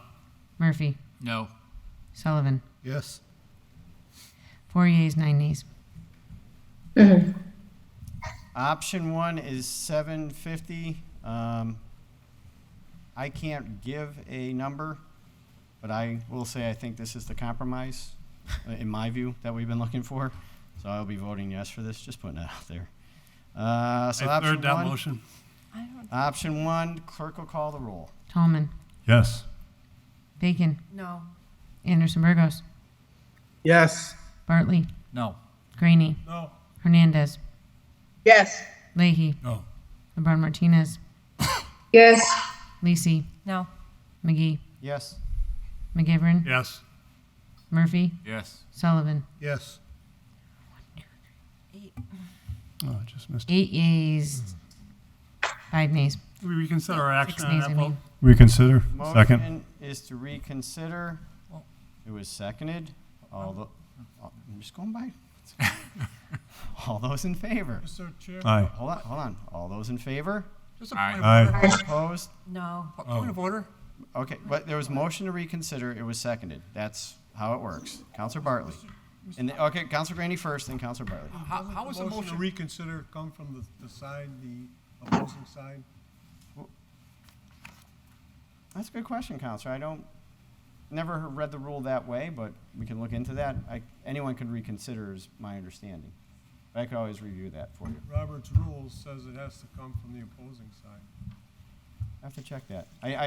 President, our rules say anyone can reconsider. We don't go to Robert's rules if our rules cover Yeah, it. if we haven't, I think that's where it's found. But Hear, once again, hear. I'm not 100%, and I'm saying that out front. Counselor Bartley.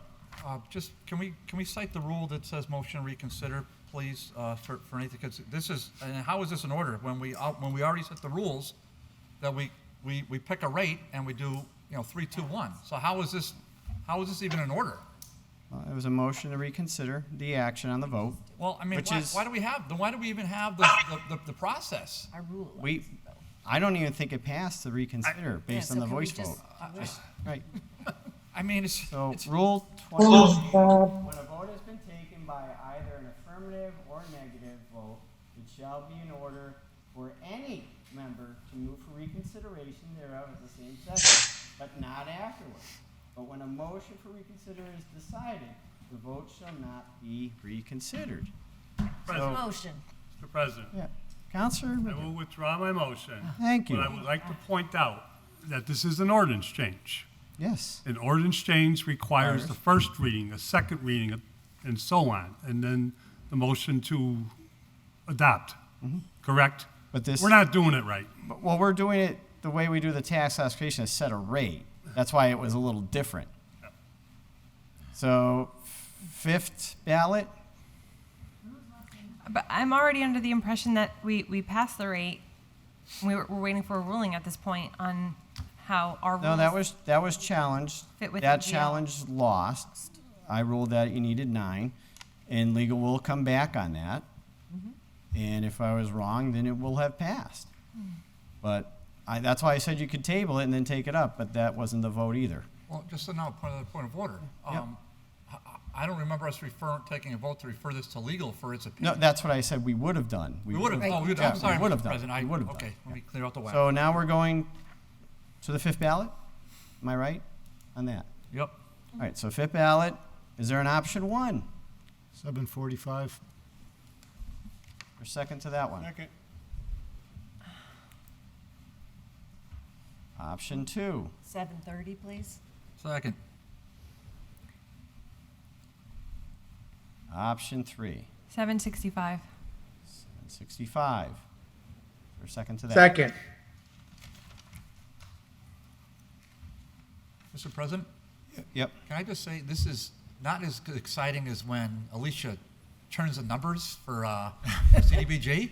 I'm trying to. But it's pretty, I mean, that's really exciting. Come on, this I'll is- tell you, that's like, wow. But this is close. All right. So option 3 first is 765. Clerk will call the roll. Tolman, Yes. Bacon, No. Anderson Burgos, Yes. Bartley, No. Graney, No. Hernandez, Yes. Leahy, No. LeBron Martinez, Yes. Lisi, Yes. Yes. McGee, Yes. McGivern, Yes. Murphy, Yes. Sullivan. No. 8 yeas, 5 nays. All right, option 2. Getting close. 730. 730. Yeah, from your couch, Gladys, from your couch. You know, we're down here grinding it out. Now put your feet up. Have a nice tea. Option 2, 730. Clerk will call the roll. Tolman, No. Bacon, Yes. Anderson Burgos, I don't know. No. The answer is no. Bartley, 730. What was that? What was that? Oh. 730. 30. Yes, please. Graney, Yes. Hernandez, No. Leahy, No. LeBron Martinez, No. Lisi, No. McGee, No. McGivern, Murphy, No. Sullivan. Yes. 4 yeas, 9 nays. That one does not pass. 745. Tolman. Clerk call the roll. Yep. No. Bacon, No. Anderson Burgos, No. Bartley, No. Graney, No. Hernandez, No. Leahy, No. LeBron Martinez, No. Lisi, No. McGee, Yes. McGivern, Out of the room. Murphy, No. Sullivan. Yes. 2 yeas, 10 nays. That one passes. No, just kidding. I'm just 6 ballot. There was a 10. That's the wrong way. 764. I hold on one second. I apologize. Councilor Lisi, was it you? 764. 764. Is there a second to that? 770. Well, hold on. Second, 764. All right. Second, 770. 725.50. 770 was seconded. 725. What did you say? 770. 725 and 50 cents. Can they do it in that fast? I'm not questioning Councilor Graney, but can they do 725.50? Councilor Murphy? You get me. I don't think so. I can do it in math. No, I know we can do it in map. I'm not sure if the rate. I don't know. That's why I'm just asking. 726. All right. Second. 726. Exactly. And it was seconded, so that was Option 2 was 770. Option 1 was 764.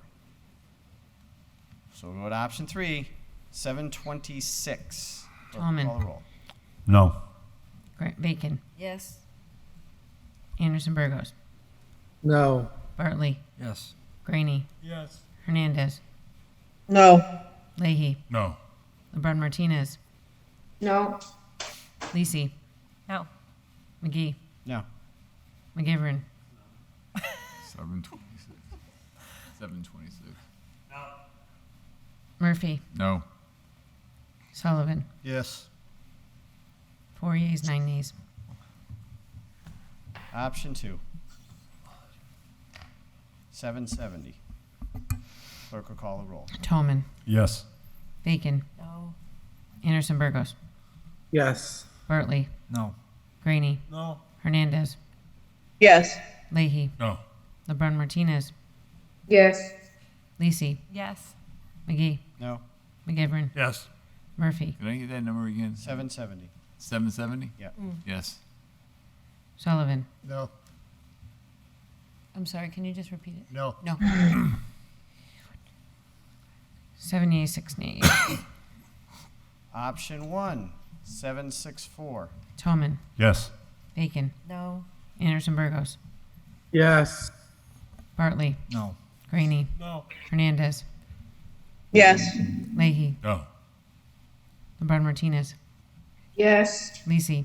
Yes. McGee. Yes. McGivern. Yes. Murphy. Yes. Sullivan. No. Move to table.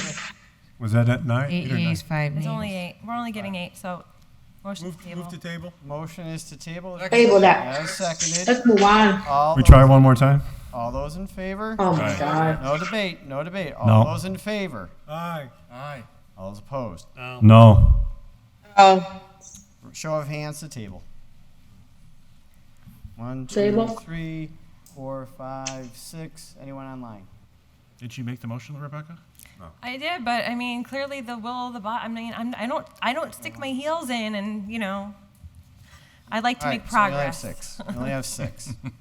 I'd like to make a So compromise number here. I got a number that I think Op- everybody's going to work with. 740. ballot Ballot number what? 7? ballot 7. Option 1. Councilor Tallman was 40. first. He is saying 740. Is there a second?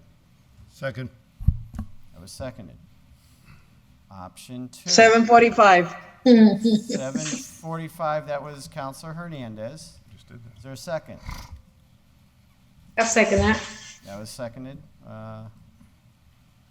750. Second. Hold on. Let's get it over with, my goodness, please. 750. And that was Second. Hold on. All right. 750's been the closest all night, Mr. President. I said that. 765. All right, so 750 here we was. go. 764. Option 3 is 750. Clerk will call the roll. Tallman. Yes. Bacon. No. Anderson Burgos. I am so sorry. What was the number? 750. 750. Of course. Yes. Bartley. No. Graney. No. Hernandez. Yes. Leahy. No. LeBron Martinez. Yes. Lisi. Yes. McGee. Yes. McGivern. Yes. Murphy. Yes. Sullivan. No. No. 8 yeas, 5 nays. Option 2 is 745. Clerk will call the roll. Tallman. Yes. Bacon. No. Anderson Burgos. Bless you. Yes. Bartley. No. Graney. No. Hernandez. Yes. Leahy. No. LeBron Martinez. Yes. Lisi. No. McGee. Yes. McGivern. Yes. Murphy. No. Sullivan. No. Oh my God. Let's 6 table yeas, this. 7 nays. Option 1 is 740. Tallman. Yes. Bacon. No. Anderson Burgos. No. That's all. Bartley. No. Graney. No. Hernandez. No. Leahy. No. LeBron Martinez. Yes. Lisi. No. McGee. Yes. McGivern. Yes. Murphy. Yes. Sullivan. Yes. 6 yeas, 7 yeas. I'll make a motion, we table. A motion is I'll to second. seconded. All those in favor? Aye. All those Aye, opposed? let's get, So let's table. Voice, I'd say it was a yes. So a motion was tabled for, Could have saved us an hour ago, Pete. He's ready to go. Saved us an hour. So now that we tabled it, can we make sure we get a legal ruling Legal on opinion. your ruling? Second that. yeah, you're Okay. gonna get a legal opinion. Okay. All right, so we are on to finance. 32. Make a motion to take up items 32A and 32B as a package, both complied with. Motion is I'll we take up second that. 32A and B that they're complied with. 32A, so all those in favor? Aye. All Aye. opposed, 32A, finance that Alicia Zoller, come in regarding the American Rescue Plan Act grant. 32 is invite in the auditor for communication regarding the loss calculations of the ARP funds. Motions that they've been complied with. Councilor McGivern.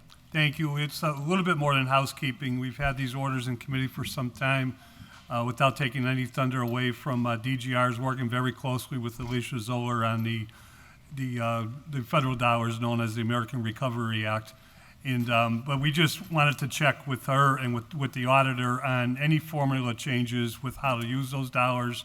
More important, item 32B was about the lost revenue, which the DGR has reported is coming out of committee tonight, of being the formula has stayed the same, and the amount that we can use of the recovery monies for the general budget is the 1.7. So we just feel at this point that these orders are complied with, and we thank both our community development director and our auditor for keeping us up to date on this very important expenditure of monies. All right, so that they have been complied with. All those in favor? Aye. Aye. All opposed? C. Committee on Finance referred. He remained in committee. Mr. Oh, okay, so I will cross it off. Did not come out.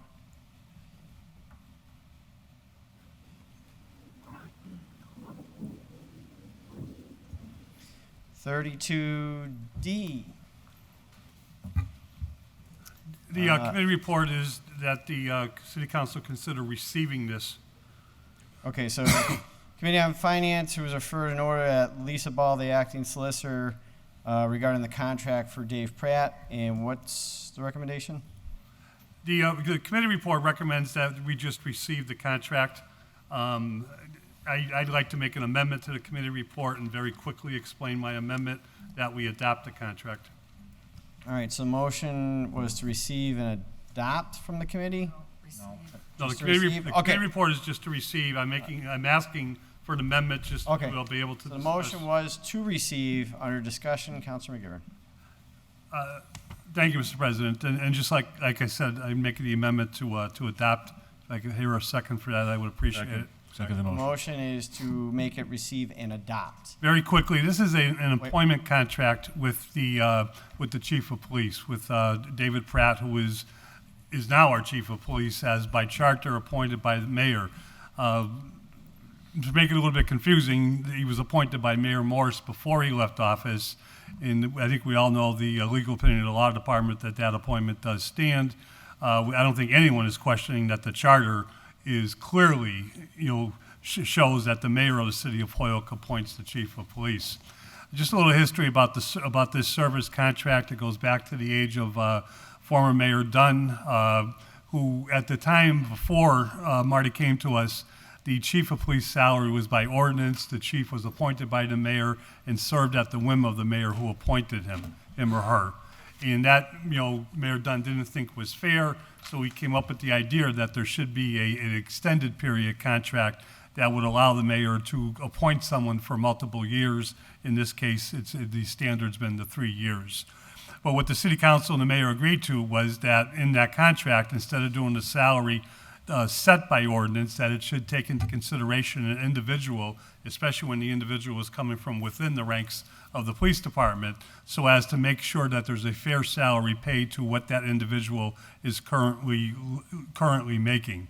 Captain Pratt, if you look at his history and with his extra duties and stuff that he works with the perks of, whether it's the Quinn bill, a number of other items, this contract reflects what his salary could be. He's not going to have the opportunity to make a lot of extra money because he's not going to be able to work overtime, but it's going to give him a base that reflects, and he told me today he is happy with the contract and happy with what is proposed within the salary itself and anything else that has an impact on the budget.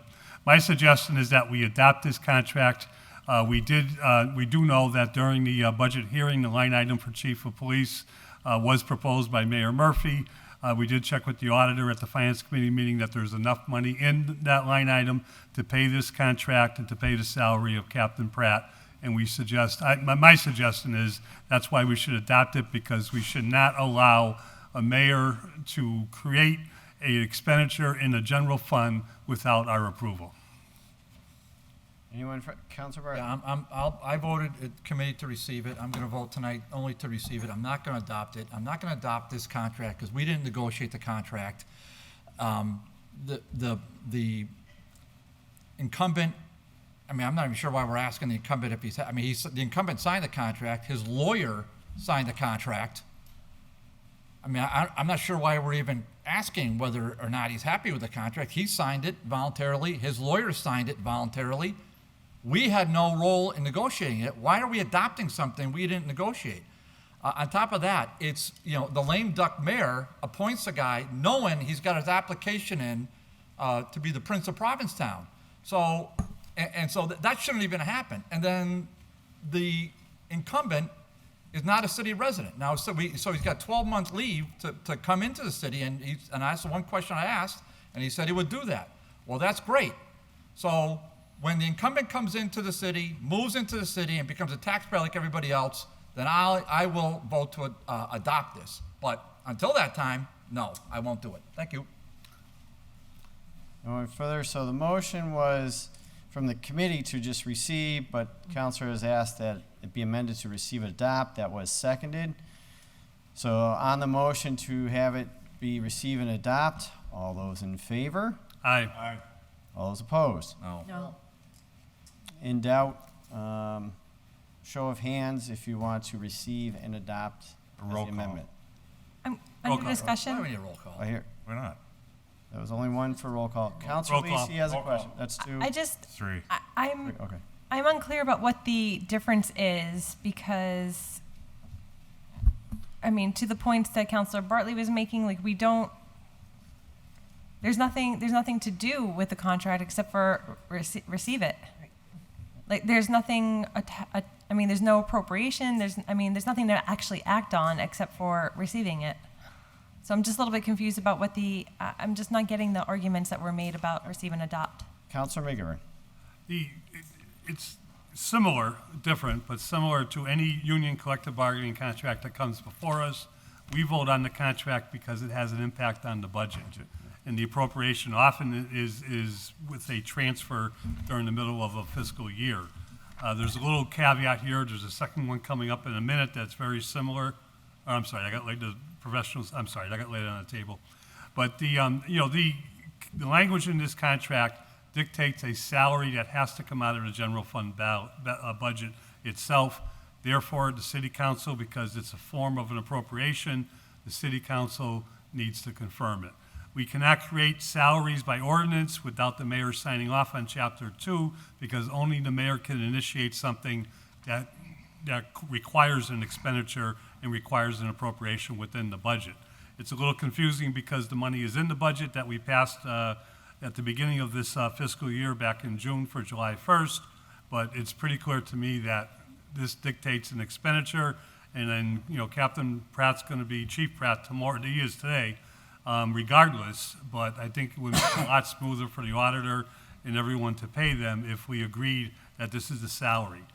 The rest of the contract, we can't negotiate. We don't negotiate, and we don't have a lot of say over it. I agree with that. But the salary and the budget is part of our responsibility. Mr. President? All right, Councilor Lisi, because she's following up on her question. Councilor Lisi? Right, but there's no appropriation before us, and in some ways, because we already passed the budget, that was the appropriation. That was the. That's it. act of saying we are budgeting this much money for the contract that we have forthcoming. I'm interested in hearing how that plays out. I mean, that's how I understand it. Just to that point, the other contract that was before the Finance Committee, the Professional Supervisors Association, which unfortunately years ago got recognized as collective bargaining, has a 2.2% increase COLA, but it also creates 2 or 3 different positions in the contract itself. We could not get a clear answer to our questions, so we tabled that in committee. But my point to answer Councilor Lisi is all the money for that 2% is in the budget that we passed. The auditor cannot pay the professional supervisors the 2% increase until we pass the budget. But we did pass the budget. Till we pass the contract. Yeah, they can't, even though it's in the budget, you can't pay them until you approve the contract. So we actually have to take an affirmative vote to approve the contract, and that's why the motion that Councilor McGivern is proposing here is receive and approve the contract. Receive and adopt. And is that the same as approve the contract? Technically. Yes. Okay. All right, so Councilor Graney was next. So The contract is the contract. I mean, I don't understand why I mean, it's been negotiated, it's done. So our role is moot, as far as I can see. But for budget purposes, the way it's been explained, you're just adopting it. I mean, that's kind of in the formality, but I understand both sides. Councilor Vacan, you were... I'm also. Okay. Anyone else? I don't want to miss anyone. Anyone online? All right, so the motion was to receive and adopt. I heard 3 roll calls. The clerk will call the roll. If you vote yes, you're voting to receive and adopt. Tallman. Yes. Bacon. Yes. Anderson Burgos. Yes. Bartley. No. Graney. Yes. Hernandez. Yes. Leahy. Yes. LeBron Martinez. Yes. Lisi. Yes. McGee. Yes. McGivern. Yes. Murphy. Yes. Sullivan. No. 11 yeas, 2 nays. All right, so receive and adopt passes. 32E was still in committee from what was just explained. 32F, Committee on Finance was in order for Chapter 44, Section 53, that we accept the $73,100 no match for the Hoyoke Safe Streets project. Received, make a motion to pass the first reading for Motion to adoption. receive, adopt, pass the first reading. Councilor McGivern. And I'm sorry, that was the recommendation of the committee, Mr. President. We have Bob Parent, our city engineer, before us. As always, Bob gave us the thorough explanation of this grant. It is as it sounds, a Hoyoke Safe Streets Safe Paths project for $73,000, which he gave us a layout of several sidewalks, crosswalks that will be elevated for the purpose of safety and lit up for the purpose of pedestrian crossing. These include crosswalks on 2 by McMahon School on Homestead, 2 by Mayerfield on Westfield Road, Springdale Park, I think it's near Springdale, if I can defer to the Ward 2 councilor. And there's I think one other location. Someone help me out. Yeah, over by the senior center. Senior Center. Beach Street, Pine Street. Yep. And the committee, after listening to Bob, there is no match. Makes a lot of sense. He's got a deadline of completing the projects by the end of the year, December 31st.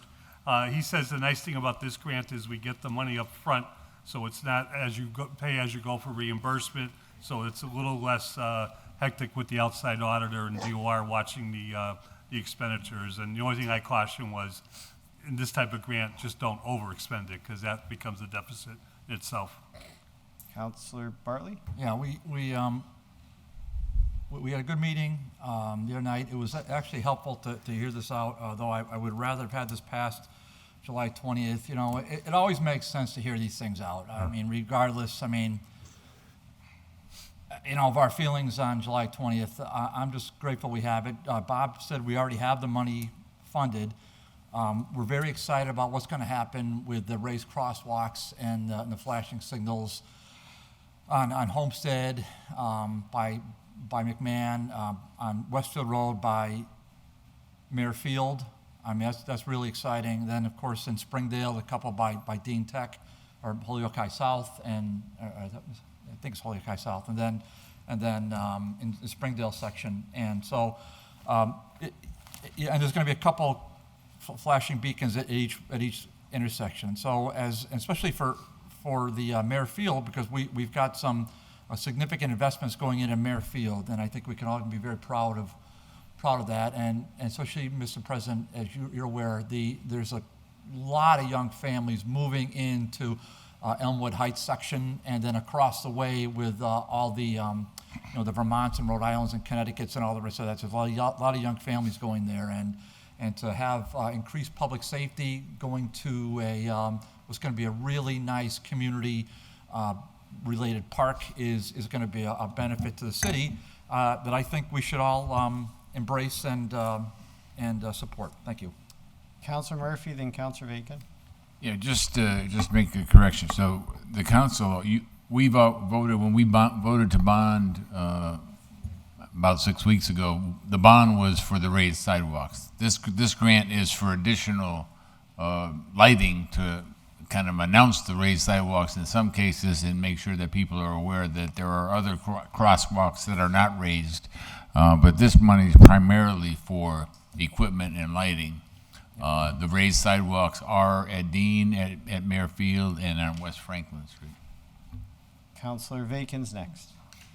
Thank you for that clarification. I thought perhaps it was substituting for some of that, but nonetheless, on Homestead and by Mayor Field, there's been a lot of safety issues. I think a lot of us remember the child that got hit on his bike over near McMahon School. And so it's been a long time coming, and we've tried a number of things to try to make sure people see those crosswalks, but it's been a real challenge. So I think it's a long time coming, but glad that it's here. Thank you. Councilor Tallman, then Councilor Graney. Yeah, just real briefly, I think it's important that we do these safety measures for our community. I think anybody that goes up to either Amherst or South Hadley and sees those crosswalks with those lights going and flashing, that you know that somebody's there and ready to cross it. And to have this area of the schools and the senior center and the different parks to make it a lot safer for our residents. You know, I did talk to our DPW superintendent, when we had that special meeting, and try to get that passed that night, because I think it's important that they have to get the supplies for this. And the way the economy is right now, a lot of the supplies takes 10 to 12 weeks, and I think they have to the end of December to get this moving. So hopefully they'll be able to get this, started already. The procurement for the materials and the parts that they need to do, and get this moving right away. Councilor Graney. Mr. President, it's crystal clear that we all are in favor of accepting this money, so let's move the question, please. So motion is to pass the first reading. All those in favor? Aye. Aye. All opposed? Motion to pass the second reading. Motion is passed the second reading. The clerk will call the roll. If you vote yes, you're voting for the grant. Tallman, Yes. Bacon, Yes. Anderson Burgos, Yes. Bartley, Yes. Graney, Yes. Hernandez, Yes. Leahy, Yes. LeBron Martinez, Yes. Lisi, Yes. McGee, Yes. McGivern, Yes. Murphy, Yes. Sullivan, Yes. unanimous. With your vote, you approve the grant 32G. The Committee on Finance has referred northern that the mayor consider establishing a capital stabilization fund with a one-time expenditure from a presently healthy energy stabilization fund awaiting disposition. There was an amendment to it.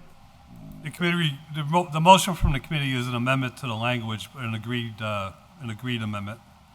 So we are in agreement with the establishment of the fund. We now ask the mayor with bond counsel to give us numerous types of suggestions where the funding could come from, and any transfer of new appropriation has to come back in the form that only the mayor can initiate to come back to the full council for a final vote. President, I think the amendment motion speaks for itself. This is Councilor Lisi's order. The consensus from the discussion we had last night was a stabilization capital fund would be something we need. In other words, a revenue source for capital outlay is something that we've been lacking because we depended upon free cash, which has dried up in recent years. So with the compromise to the language, we're just asking Mayor Murphy to work with Cinder McNeary and other department heads to come up with some revenue sources that might fund this type of stabilization fund. Councilor Bacon? Thank you. And I would note that it was raised that some of the funding that we'll receive in the next 2 years could possibly be used to begin this fund. Thank you. Councilor Graney? Mr. President, I think this is a good idea. Let's move the question. So the motion was to receive and adopt as amended as I read it. Councilor Lisi? Yeah, just briefly, I was happy to file this order and get the ball rolling here, and also happy to have it complied with. Moving forward, I think what we're looking for from Mayor Murphy and Cinder at the next meeting is an exact figure that makes sense to seed the fund with, and if that money makes the most sense coming either from stabilization or emergency stabilization or free cash. So I think it's just those two pieces that we're waiting on, and I'm very excited to see us, make some progress in an area that is much needed in the city. So motion is receive, adopt as amended, and Jeffrey will put the language in here. All those in favor? Aye. Those opposed? 32H. Committee on Finance to refer to sum of $856,750 is appropriated to pay the cost. Was that still in committee or no? Make a motion to pass the first reading for the purpose of going to denial. Oh, okay, so this is for funding of certain Demolition. All right, so the committee motion is to receive and adopt the denial of the request. Under discussion, Thank Councilman you, Mr. McGivern. President. Very quickly, we had a sister order with this that's still in the Finance Committee. We had a discussion with the Historic Commission. I just wanted to make note because we had if anybody hasn't seen it, take a minute or two just to listen to the tape because it was a very healthy conversation.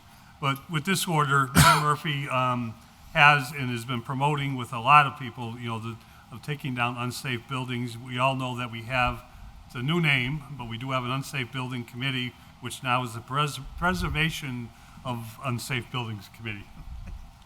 Just Property preservation. Property preservation. Property group. preservation. With Mayor Murphy's suggestion, there are two properties within this language we cannot amend.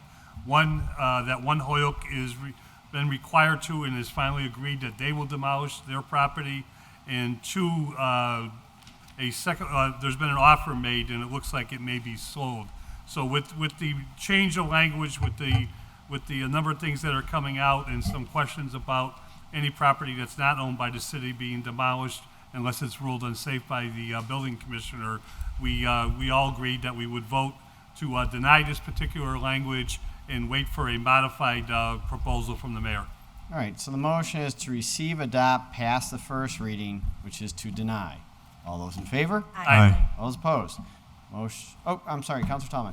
If it's possible, considering this discussion we had in the Historical Commission and Councilor Bartley filed a late filed order, could we take that up now? That makes sense? So moved. Yeah. Second. What's the late file, Councilor Bartley? Just so I find it. To have a Somebody on the member of Historical Historic Commission? Commission serve as a member of the problem property group or whatever his current name is.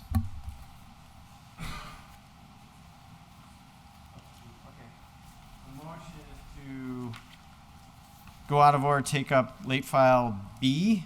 All those in favor? Aye. Opposed? Late file B is from Councilor Bartley, McGivern, Murphy, Sullivan, and Tallman, that the City Council recommend And the McGivern. Holyoke Property Preservation Group, that a member of the City Historic Commission be asked to join as a full member. Yeah, a full member ex officio. Yes. So motions to suspend the rules, take final action, and receive and adopt and refer to the problem property group and the mayor's office. All right, so motion is to receive, to suspend the rules, take up final action. All those in favor? Aye. All those opposed? Now the motion Yeah, is to receive, adopt, send refer to the mayor's office and the and problem the- property group. in the group. Second. All those in favor? Right. Aye. And the Oh. historic commission too, sorry. In the Historical Commission. Please, I didn't know. Madam Clerk. Now back to 32H, which was to pass the second reading. Was there a motion for that? So moved. Motion is pass the second reading. The clerk will call the roll. If you vote yes, you're voting to deny, just to make sure. Yes. Almond. Bacon. Yes. Anderson Burgos. Yes. Bartley. Yes. Graney. Hernandez. Yes. Leahy. LeBron Martinez. I'm sorry, I stepped out for a minute. What was that? What we're voting on? My apologies. What are we voting? We're voting on 32H, which the committee voted to deny because they're going to redo it. So the roll call is if you vote yes, you're voting yes to I deny. can't hear. Can't hear. Did you hear me? We're voting on, I'm sorry, I couldn't hear. What was that? Yep, so 32H from the committee was to deny. That was the recommendation. So we're voting, roll call is the vote to deny. So you'd have to say yes to deny. If you don't want to deny it, you'd say no. And we're voting to deny what? I'm sorry. What was it? So Denial on? Gladys, we've all been here a while. Pick one. 32H is a request for money for demolishing buildings. However, the mayor is going to redo that because certain items are coming off of there. So it's going to be a new one coming to us. So it'll be a new one. Okay. So no is to deny. So voting yes would say you agree with what the mayor and everyone's saying is just deny it and we'll redo it. Okay. Go ahead. Okay. So it's my turn? Yes. Yeah. Okay. All right. Lisi. Yes. McGee. Yes. McGivern. Yes. Murphy. Yes. Sullivan. Yes. Unanimous vote. With your vote, you denied it. There is no public safety, no public service. Mr. President, can on we to suspend and DGNR. take 35A and G as a package, please? A and G. Motion is take up as package. A and Abbreviated G. All reading. those in favor? Aye. Those opposed? Abbreviated reading, absolutely. Command DGNR, order that the city engineer provide an update on the sale of lots in certain areas. It's been complied with. G is command DGNR that the DPW come up with an action plan to collect litter by McDonald's, Route 5, West Springfield, or that's been complied with. Yeah, I'll take a motion if you adopt the committee report. Motion to receive, adopt. Councilor So Bartley. 35G, yeah, I know Terry filed this, and, you know, he and I have been talking about this stuff for a while. Just the conditions of the public ways have been deplorable, but upon further review in the last month or two, it seems like they're improving. I'm again going to give a great round of applause to Sheriff Cochey's office. Again, I saw them out today cleaning up the public ways with, I know they're incarcerated gentlemen, but I pulled over, I shook their hands, and they're real gentlemen, they're working real hard. And they said to me, Bartley, we're happy to be out here. So I know I got feedback when we decided to give a proclamation to Sheriff Cochey about this, which I hope to have him at the first meeting in September. But they were out there working really hard, and they're doing a great service for the taxpayers of Holyoke. Relative to 35A, this is something of which I am incredibly proud. So this is another area of Holyoke, not in Ward 3, but who cares? I brought this to the attention of acting Ward 2, then acting 2, now acting Mayor Murphy, and it's a pocket of a parcel of land. When it's all said and done, there's potentially be 3 building lots for single-family homes.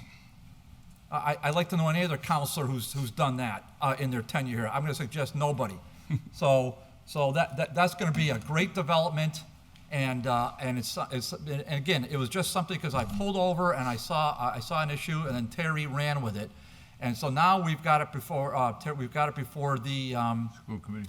School board. That's going to take a vote, I think August 16th, but I might be wrong. I'll stand corrected on that. And Terry's going to advocate for that. And what will happen hopefully is that they'll transfer title to that over to the city, and the city can then dispose of it in kind of either a public auction or RFP.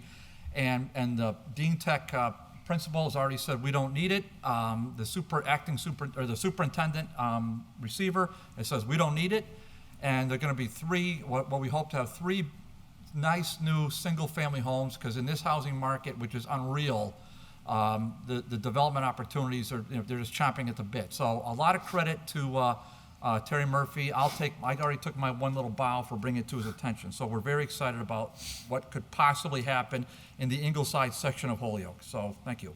All right, so motion to receive and adopt that's been complied with. All those in favor? Aye. All opposed? Motion to take 35B off the table and receive and adopt the committee report. All right, so motion to receive, adopt 35B, which is Committee on DGNR, who was referred an order proposal from the ARP money. Recommend that 1.7 be appropriated for lost revenue replacement. And this is from the city auditor. Councilor Bartley. Yeah, thank you to the DGR committee. I had no idea we are going to have to take this up when I originally scheduled this date, but and it looks like we're going to have to meet again. We have tentatively said August 23rd, but maybe it'll be August 30th, but I need to poll the committee to see if they're available. But relative to this one, we did meet on this last week. We're going to have to meet again on the larger questions, and really thanks to Mayor Murphy, Acting Mayor Murphy, for making this an open public process. He and Alicia and Kate and the rest of the Citizens Advisory Committee, they already met once for 3.5 hours. They're going to meet again. And then Mayor Murphy's already said he's going to have the proponents give a presentation on Channel 15. I mean, this is an open process like we haven't seen in the city in forever. And that deserves a tremendous amount of applause and credit. And so I want, but we did want to take up this one item, and it was a unanimous vote of the committee to recommend that and the auditor said we can do it, and it's within the guidelines. We can take $1.7 million to balance our fiscal year budget. And we immediately jumped on that opportunity to take it out. I have to thank the administrative assistant for wording it properly in this form here as well. It's a touch confusing. So that's where we are. So this is the 1.7 now. There's another, I don't know, 12 million. I'll just round it off to be debated upon over the next few weeks, and then we'll take it up in proper order. Thank you. Councilor Lisi. Thank you. I just wanted to note that it was a file that I ordered that pushed for the process to become a very public process, and I've been more than pleased with the way that Alicia from OCD and Mayor Murphy have really brought it to the public and made it accessible, and has gotten the level of feedback that we've gotten at this point. I'm very happy with the way that worked out, and I think that we have had a very public and transparent process, and I appreciate the way that it's been able to follow through. Thank you. Councilor Graney, then Councilor McGivern. Yeah, Mr. President, the committee, which I'm a member, voted unanimously to move this forward, so let's move forward tonight. Thank you. Councilor McGivern. Thank you, Mr. President. I'd just like to speak in favor and commend the DGR for seeing the importance of stepping forward with this recommendation. The lost revenue recommendation calculation is interesting because it includes the base year revenue, a growth adjustment, which they used a 4.1%, and this actually goes back to a fiscal year prior, but it goes into the middle of what we know as COVID. I've said and publicly, don't like the fact that this formula stops at $1.7 million. This is money that's going to be used in the general fund budget, come back in the form of an appropriation for us to agree or disagree with the mayor. But this $1.7 million, and quite frankly, a lot more than $1.7 million, is needed for our current general fund budget itself. The federal government is doing a lot of great things in terms of lost revenue, in terms of COVID emergency funds and things of that nature. But when it comes to municipal government and city services, it's missing the ball. Revenue sharing used to be a big part of the federal government with states and right down to the local communities. They've gotten away from that in terms of block grant monies. They've gotten away from that in terms of what is happening in America right now. But I think it's important we vote in favor of the 1.7 because, as I stated earlier, the auditor told us that this formula has not changed yet. Councilor Reagan, take a while. Thank you. And along with everybody else, I'm certain I'll be supporting this. And at the meeting last night, I just didn't say too much, but I did commend Mayor Murphy and Alicia, I have found since Mayor Murphy has been in the mayor's office, all business of the city has been handled in a transparent manner that we have not seen in 10 years. And I commended him and Alicia, who has always conducted her office in that fashion. And I just think we are so fortunate to have both of these people serving our community right now. Thanks. Councilor Tallman? I'll second that. I really appreciate the work the mayor has put forth with this and keeping things open and transparent, especially with Alicia.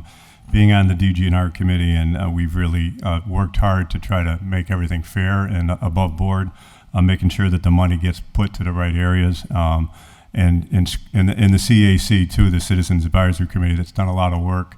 I think they've just met last week. I think they're going to meet again this week to try to get these things narrowed down, so when it gets back to the DGNR committee, we could send our recommendations on to the full council and then to the mayor and get the job done. All right, seeing no one further, the motion is to receive and adopt the appropriation. All those in favor? Aye. Aye. All those opposed? And we'll get a separate transfer for that. So C, Yeah, Mr. President, can we take C, D, E, suspend, and take those C, D, E, and F as a package, please? I'll second that. C, D, E, and F as a package. All those in favor? Aye. Aye. All opposed? C, Command DGNR invite in Jim Lavelle, HG&E members to update on issues including the gas moratorium. D is DGNR invite Jim Lavelle in and other members of HG&E. Gas moratorium as well and the capacity. E is DGNR undertake a feasibility study for transferring power lines underground. The study should seek understanding the cost. F is the committee on DGNR that the manager or appropriate staff from HG&E invite in to findings regarding broadband projects. All have been recommended that they've been complied with. Motion to receive, adopt committee report. Motion is receive, adopt. Under discussion, Council. Yeah, we have to really thank the people filing the orders. There's quite a wide variety of counselors. They kind of some of them overlapped a little, and we have to recognize that, but they're all really important topics that deserve a lengthy discussion, and we had an hour's worth of discussion with Jim Lavelle, the manager, with Kate Sullivan Craven, with and then the Roy brothers. Oh man, I'll tell you, a couple pieces of work there. But we're lucky to have them working for the city of Holyoke and working for the gas and electric. And so a lot of what was said there was things that I think deserve to be repeated. We heard a lot of this stuff before. I want to make it very clear, Mr. President, that what was said that night was that the Gas and Electric Board, no question, they took a vote on the moratorium. There's no debate on that. But what wasn't said that night, and what cannot be forgotten, is that their hand was forced to take that vote due to the actions of the prior occupant of room 1. That is irrefutable. He walked away from the table when we had the possibility to make the connection. Now, Mr. Lavelle is not going to throw somebody under the bus like that. He would never do it, but that's been said to me and others in this room repeatedly. Now, whether they want to say it on the microphone or not, that's his or her choice. But that is the legacy that was left by the former mayor. Hundreds of missed opportunities that we know of, and probably hundreds more that we don't know of, business-wise. Left in the lurch, never to hear again from. Meanwhile, the legacy, Mr. Clean and Green, is propane and diesel being hauled into the city daily, pounding the roads daily. Now, being the diplomats that they are at 99 Suffolk Street, they're never going to say that, but I'm going to say it. And I think that's why people elect me and re-elect me to say this. And this is not the first time I've said it in this room, and I said it when he was still in office. So I'm not waiting for the pride of Provincetown to run down there to the tip of Cape Cod, Mr. President, to say what I'm saying. I've said it multiple times, and I'm going to say it again tonight. So if there's any other rhetoric following up behind me, so it would say the vote of G&E board. Yes, that's a true statement. The G&E board absolutely took the vote, but their hand was forced, and that's the most important thing. As for broadband, you know, I'm very excited about the opportunities that are going to be coming along for the gas and electric. They have the capability, the underground power lines. It was a terrific order that was filed, I think, by yourself, Mr. President, and the Ward 6 Councilor. Terrific order. We want to see more of that, and we know that they can do it by evidence, by the work they're doing. They're doing at Valley Heights, and I know that was a tough vote to get that done, but we ground it out and we got that done. If I'm missing something else, I just want to triple check my work. So no, those are the highlights. These are all great orders. There's a great discussion. One last thing, just a thank you for all the questions and the participation of the G&E. Thank you. Seeing no one further, motion that they're all been, sorry. Councilor Lacey. Thank you. Thank you. Because I filed at least one of the orders, I do want to just go on the record to thank the G&E for coming forward with some really great information. It's nice to have these conversations and have a tape because people ask questions all the time about what's going on with this or that, and to be able to just refer them to a video where you get it right from the horse's mouth, the experts that we have in the city that relate to whether it's broadband, the natural gas moratorium, and the pipeline issues that we have, or even the discussion that we had about the way that the G&E is anticipating meeting its renewable energy portfolio standards in the next coming years. I mean, it's really great stuff to just have documented and to be able to refer to. So I thank them all for their time that evening and for the committee members' time. Thank you. So C, D, E, and F, motion is that they have been complied with. All those in favor? Aye. Aye. All opposed? There is no charter and rules. There is no joint committee. Off to motions, orders, and resolutions. If you can package it and send it to committee for discussion. I've already started to circle some, but you can jump ahead. Second. If you don't have to debate it here and take it in committee as a friendly reminder, do so. Terry. A motion for abbreviated reading, too, from the chair? I was going to read everything. Read everything. Absolutely. All right. We're here, we might as well be here all night, right? From Councilor Murphy is number 38. Order that the Public Safety Committee meet with ROCA to discuss benefits of program, both and participant with the city. You want to send that to Public Safety. Public Safety. All those in favor? Aye. All opposed. 39 is from Councilor Murphy, updating the Hoyoke ordinance and use of defining restaurants, adding Sec 2 under Appendix A. Ordinance. So that would go to ordinance. All those in favor? Aye. All opposed?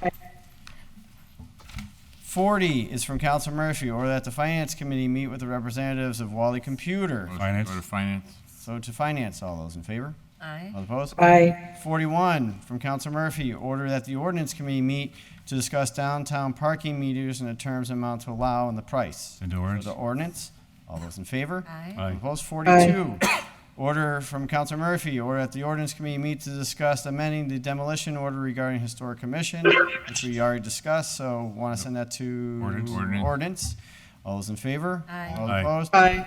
43, order from Councilor Murphy, order that the DPW create a much larger signage directing traffic on High Street at least one street prior. Send it to Make a DPW. motion, we adopt it. So motion would be Second. receive, adopt, send to DPW. If I could just make, And one small discussion, Councilor Murphy. I'll make it as small as I can.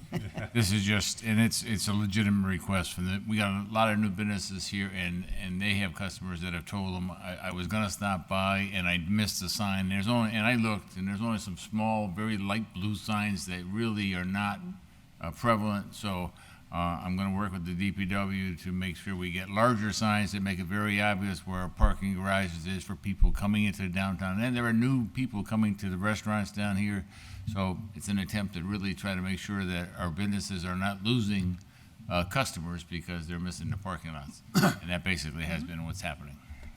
All right, so receive, adopt, send to DPW. All President. those, Councilor. McGivern. Just if we could include language, I agree wholeheartedly with the intent of the order, but the one that I think people miss the most is Division Street, and it's a very small sign, and it's the way that leads into the upper deck of Suffolk Street for the hourly parking itself. And I think a sign on Division Street would make a lot of sense. And a sign on Division. So make an amendment to add and a sign on Division Street. Second. All those in favor? Aye. Aye. All opposed? Now it's receive, adopt, send to DPW as amended. All those in favor? Aye. All opposed? 44 is from Councilor Sullivan, that the funding conditions on the previously approved grant, Engine 9, for 130 on 420 be changed from 12 months to 3 years for completion of work. I'd like to receive, adopt, and pass this one. Motion is to receive, adopt. Councilor Sullivan. Second. Yep. So this one is it was approved. There's no monetary vote here. This was something that was approved unanimously by the council on April 20th. All we're doing is seeking to extend the time to restore the vehicle from 12 months. The request, the people doing it think it's going to take maybe 2 years, so we put in 3 years just so we won't have to look at it again. But there's no other change except a time frame to restore the vehicle. This is the 1935 fire truck. All right, so motion is to receive and adopt the request to add on a few years. All those in favor? Aye. All opposed? 45 is from Councilor Vacan, that the speed humps be placed on Upland Road. See the neighborhood petition, so that would be received, sent to DPW, and then Yes. ordinance, I think right after that, Yes. right? So motion is to receive, send to DPW, they'll have their hearing, because it's a petition, then it Correct. comes to ordinance. Yes. All those in favor? Aye. All opposed? Aye. 46 is from Councilor Vacan, Councilor Murphy, that a written legal opinion be provided to clarify whether a legal notice to owners of a change of their current property zone does not exist in the zoning ordinance is proper and legal. So Receive and refer to legal, with, Second. come back to the council as soon as practical. Okay, so receive to legal, back to full council. One thing I'll point out, because I made it in the president's report, we are losing an attorney. So Well, Attorney that's Ball, why I said know, I as- just want to make sure, because as there's going to be a little delay. Yeah, okay. I know we all, I just want to make sure. So, and back to the council when available. All those in favor? Aye. All opposed? 47 from Councilor Anderson Burgos, that the tree located at 37 St. Jerome Ave be trimmed. So motion be receive, adopt, send to Forestry. DPW. to DPW Forestry. All those in favor? Aye. All opposed? Also from Councilor Anderson Burgos, number 48, that the tree at near 105 Cherry Street be removed. So receive, adopt, send to DPW, and they put it on the list. All those in favor? Aye. All opposed? 49 is from Councilor Anderson Burgos, order that the city council pass a resolution in support of the Green Act. That would Public service. to public service.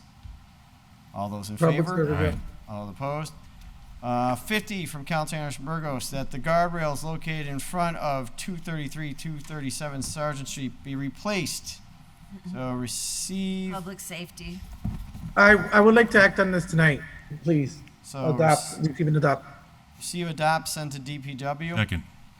All those in favor? Aye. All those Aye. opposed?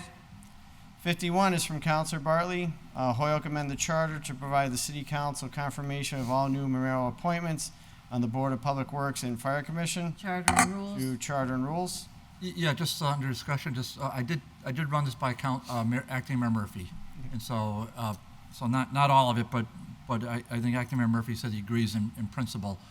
And this is something we just couldn't get through the prior mayor, just would never take it up, but this allows city council to have a little input. And we already heard from the fire commissioners that they would like a stipend. And many of us have you spoke with the former mayor, he didn't care. But I spoke to the fire commissioners. You know, if we have some input on who gets on the board, maybe we can change the ordinance to have a little stipend.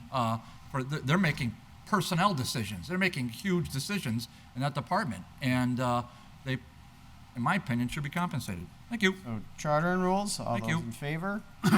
All opposed? 52, just give leave to withdraw, or just say complied with, because I want to thank Mike, he already put the sign up, so we're good to go there. So just All right, complied so with. 52 is Complied with. install signage, dead end or no exit at Roosevelt. That's been complied with? Yeah, it's all set. All those in favor? Aye. Aye. All those opposed? 53, just to, Libby signed down with that with me. Oh, good, thank you, Libby. That's for ordinance, please. All right, so the 53 is a no parking sign approximately at 282 Cabot Street be moved and relocated. Send that to ordinance. That's from Councilor Bartley and Councilor Hernandez. All those in favor? Aye. Aye. All opposed? Aye. 54 is from Councilor Bartley, Graney, Sullivan, and Tallman that the City Council bestow a proclamation to the Mount Tom B-17 Memorial Committee.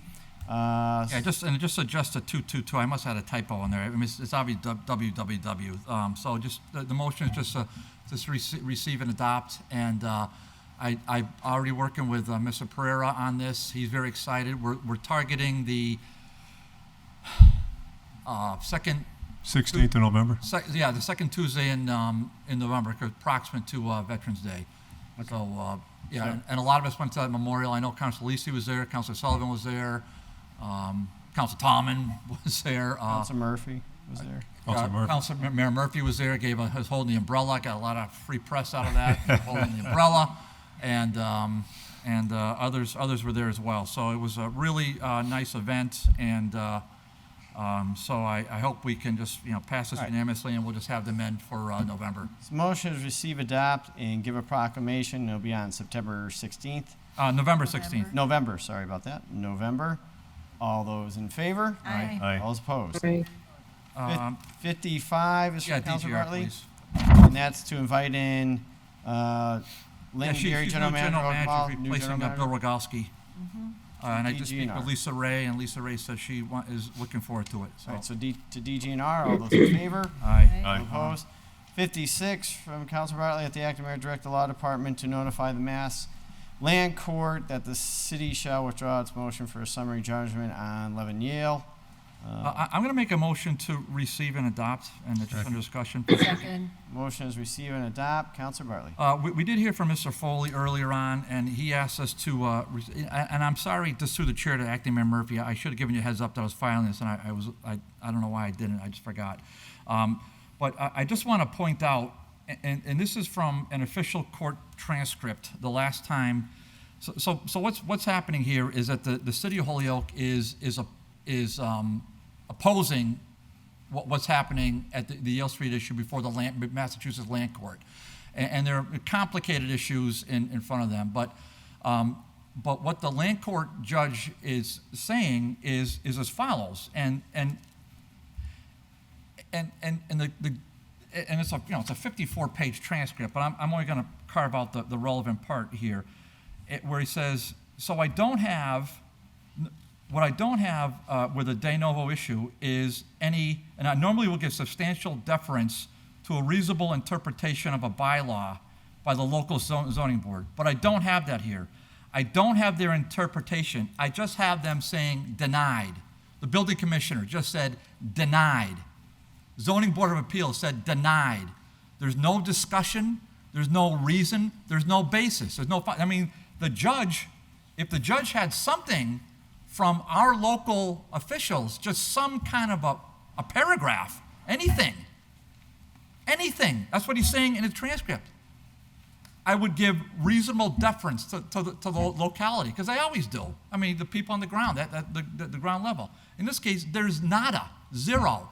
So what we're saying here, by our vote, if you're so desirous, is to request of the acting mayor for the city's law department, who was argued by Ms. Wellhoff, who we know is now leaving, argued by Ms. Wellhoff, that we withdraw completely any support for the MHAs, and we just let the court just make its own decision without any City of Holyoke input at a legal level relative to the area at 11 Yale Street.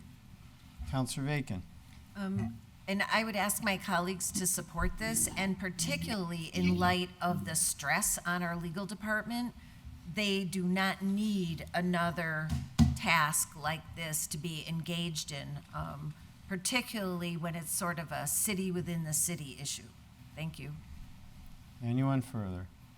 Councilor Sullivan. I just expanded, not only don't they need it, but they'd probably have to go to outside counsel. Right. Councilor Lisi.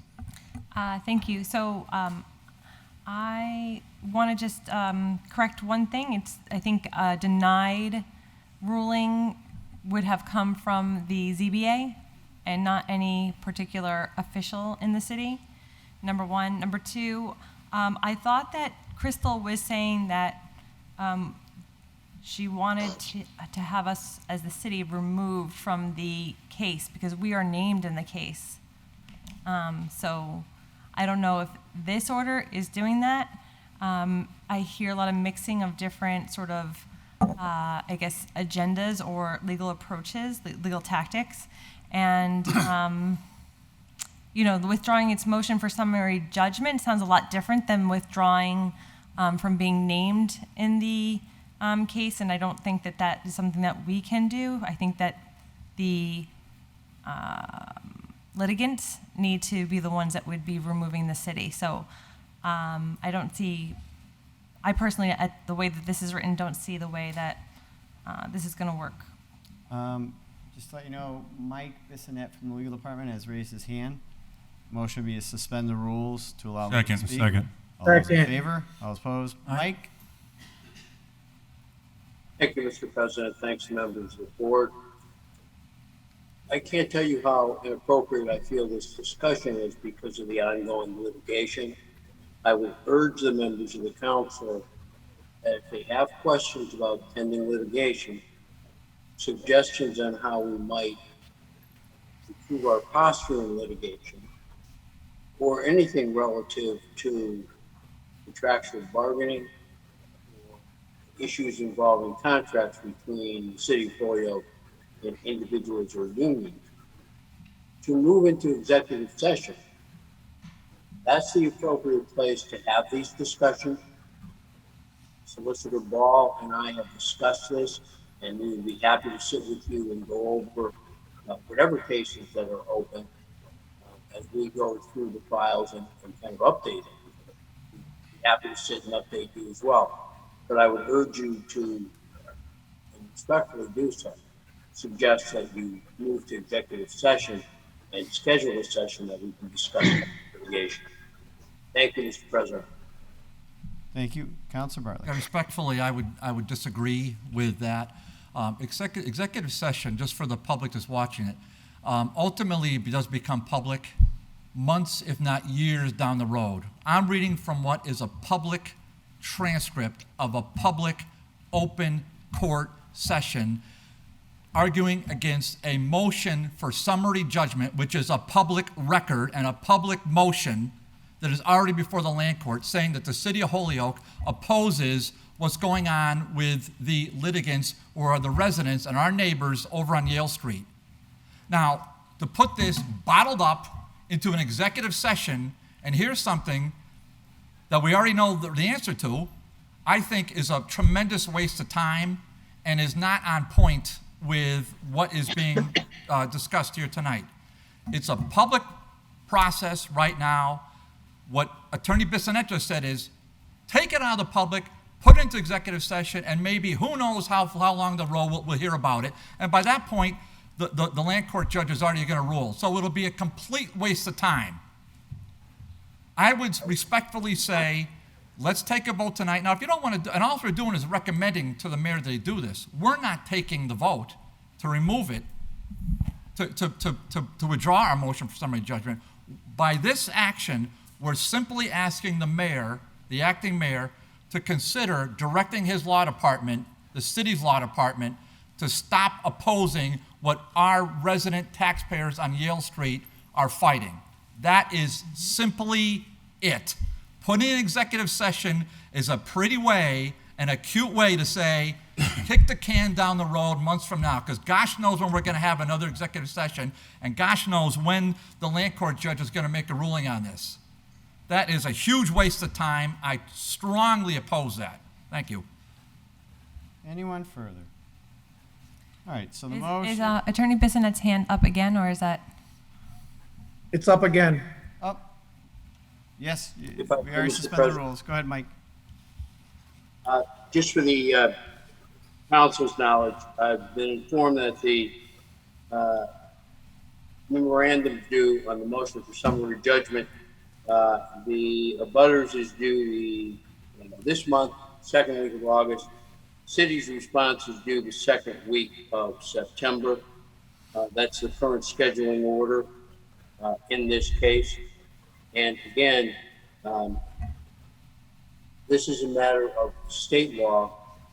Those documents may be public, but I'm not one given to want to discuss litigation strategy in public. It does not serve my client, the city of Holyoke, very well to do that, I don't think. Thank you, Mr. President. So here, the order reads, just for those who are at home, that the acting mayor direct the law department to notify Mass Land Court that the city shall withdraw its summary judgment motion regarding 11 Yale Street and the city support, remanding the matter back to the Holyoke Zoning Board of Appeals and hearing based on the facts of the land court might be appropriate. It's just a recommendation. The mayor doesn't have to do anything, just as a reminder. Right. So that is what's before you. So if there's no further discussion, motion was to receive and adopt. All those in favor? Aye. All those opposed? No. No. Let's say the ayes have it. Thank you. Show of hands. Want to show a How hand? about roll call? One for roll call. One, so show of hands. Show of hands. Motion is receive, adopt, show of hands. 1, 2, 3, 4, 5, 6, 7, 8. 8. So be referred to the acting mayor. The acting mayor can do with it what he wants in the legal department.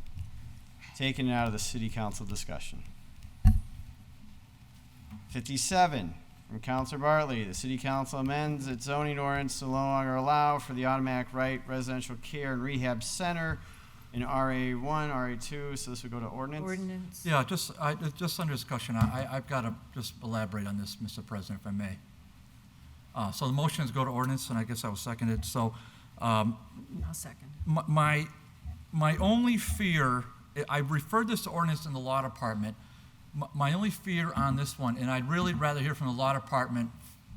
I want it to go to ordinance, but we need to hear from the law department as to whether this is even permitted under state law. So, because I don't know that to be true if we can take it away by right. But I would say that if you read the rest of this order, this would be exactly what the city uses for boarding houses with 4 or more boarders, and very similar to independent living and assisted living. In other words, it's with a city council input and public input. There's no debate that what's going on at 11 Yale Street, in my opinion, it looked like it is allowed by right as of today. I don't think that that's in the best interest of every other neighborhood, because I don't feel like having a debate when they move to 37 Eastern Promenade or somewhere near where I live. I feel like having it be an open public process and not having an automatic right to move whatever it is they want which is ultimately a group home with 18 beds living next to residents at 19 Yale and wherever else they live in that Jones Point area. And I'm not sure if any other counselor who would like it moving next to his or her house be immediate abutters. It's all well and good what's way over there in Yale, and none of us really live there. Well, 2 of us live in Jones Point. What am I talking about? They live at the bottom. Sorry about that. I respectfully, I apologize, gentlemen. But you're not right next door. So you're 200 yards away, which is close enough, I suppose. But I mean, I know I wouldn't like it, and so I'm hopeful that we can. But again, I can't say I'm clear as to whether we can remove that as an automatic right. So I certainly want to get that opinion from the law department, and so that the ordinance committee, when it does gather on this issue in due course, we can have the law department opine on whether or not that's permissible. So that's, I just need to expand on that, Mr. President. So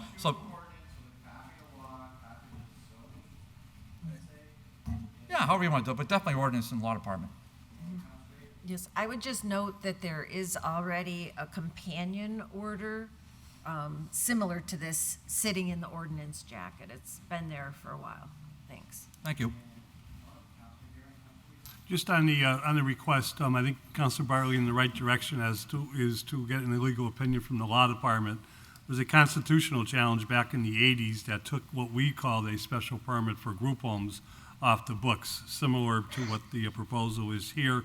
I wish we still had that special permit process, but what I'd like to suggest is that before we pay for a public hearing, advertising, that we get the legal opinion from the law department. I agree with Councilor McGivern wholeheartedly on that, and that's why I needed to explain this a little bit before we start spending dollars on stuff that's not necessary. Definitely.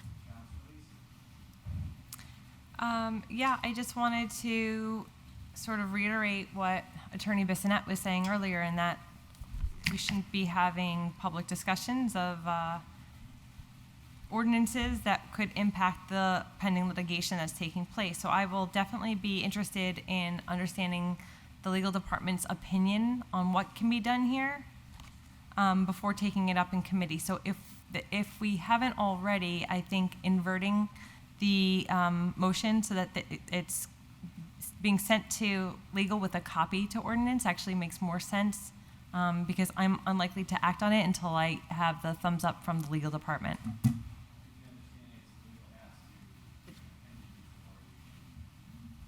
Yeah. Right, but it should still go to committee.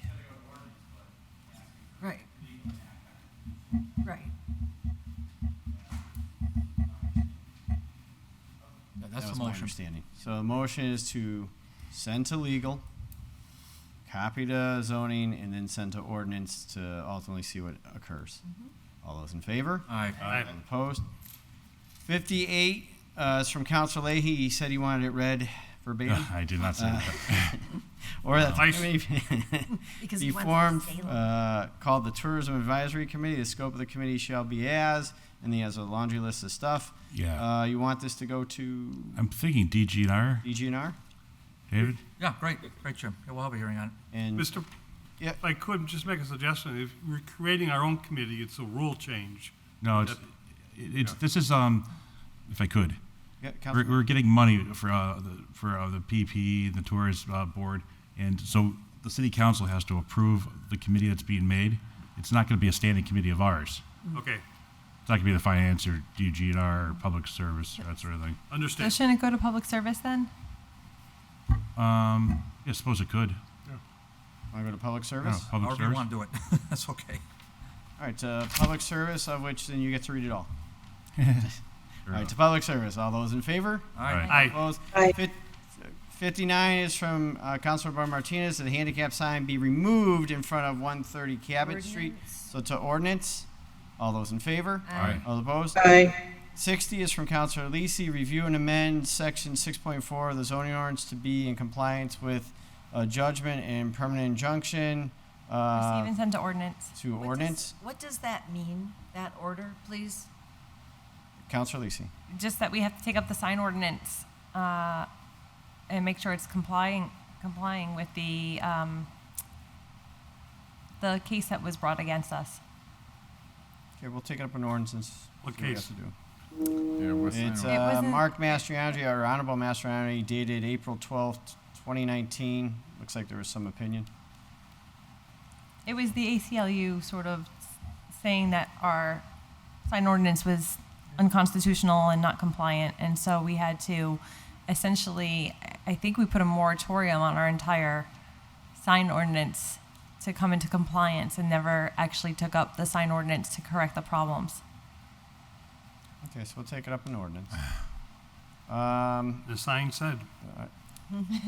So that's Just the for ordinance. discussion, Mr. President? Yeah, I just want to make it clear that, that our former solicitor said our current sign ordinance is unconstitutional. Correct. The current one is unconstitutional. The second point I want to make, because I love this stuff. I love it. We took up this vote. Do you want to know what the score was on the vote when we took it up originally? 13-0 to pass this. 13-0. Not one dissent. So I just want to keep that as a historical reference point. And that was our solicitor at the time saying the law we have is unconstitutional. Fire trucks? So we took a vote, 13-love to pass it. Thank you. All right, so 60 is to ordinance. All those in favor? Aye. Aye. All opposed? 61 was already done. 62 is from myself, that the DPW, it should say, paint the crosswalks at Lincoln, Northampton, and Hamden, Northampton. Motion be receive and adopt and send to DPW. Aye. All in favor? Aye. All those opposed? 63, order that the following trees be removed. I'd like to make an amendment and add 268 Locust Street. as That's another tree. 236. I was so close.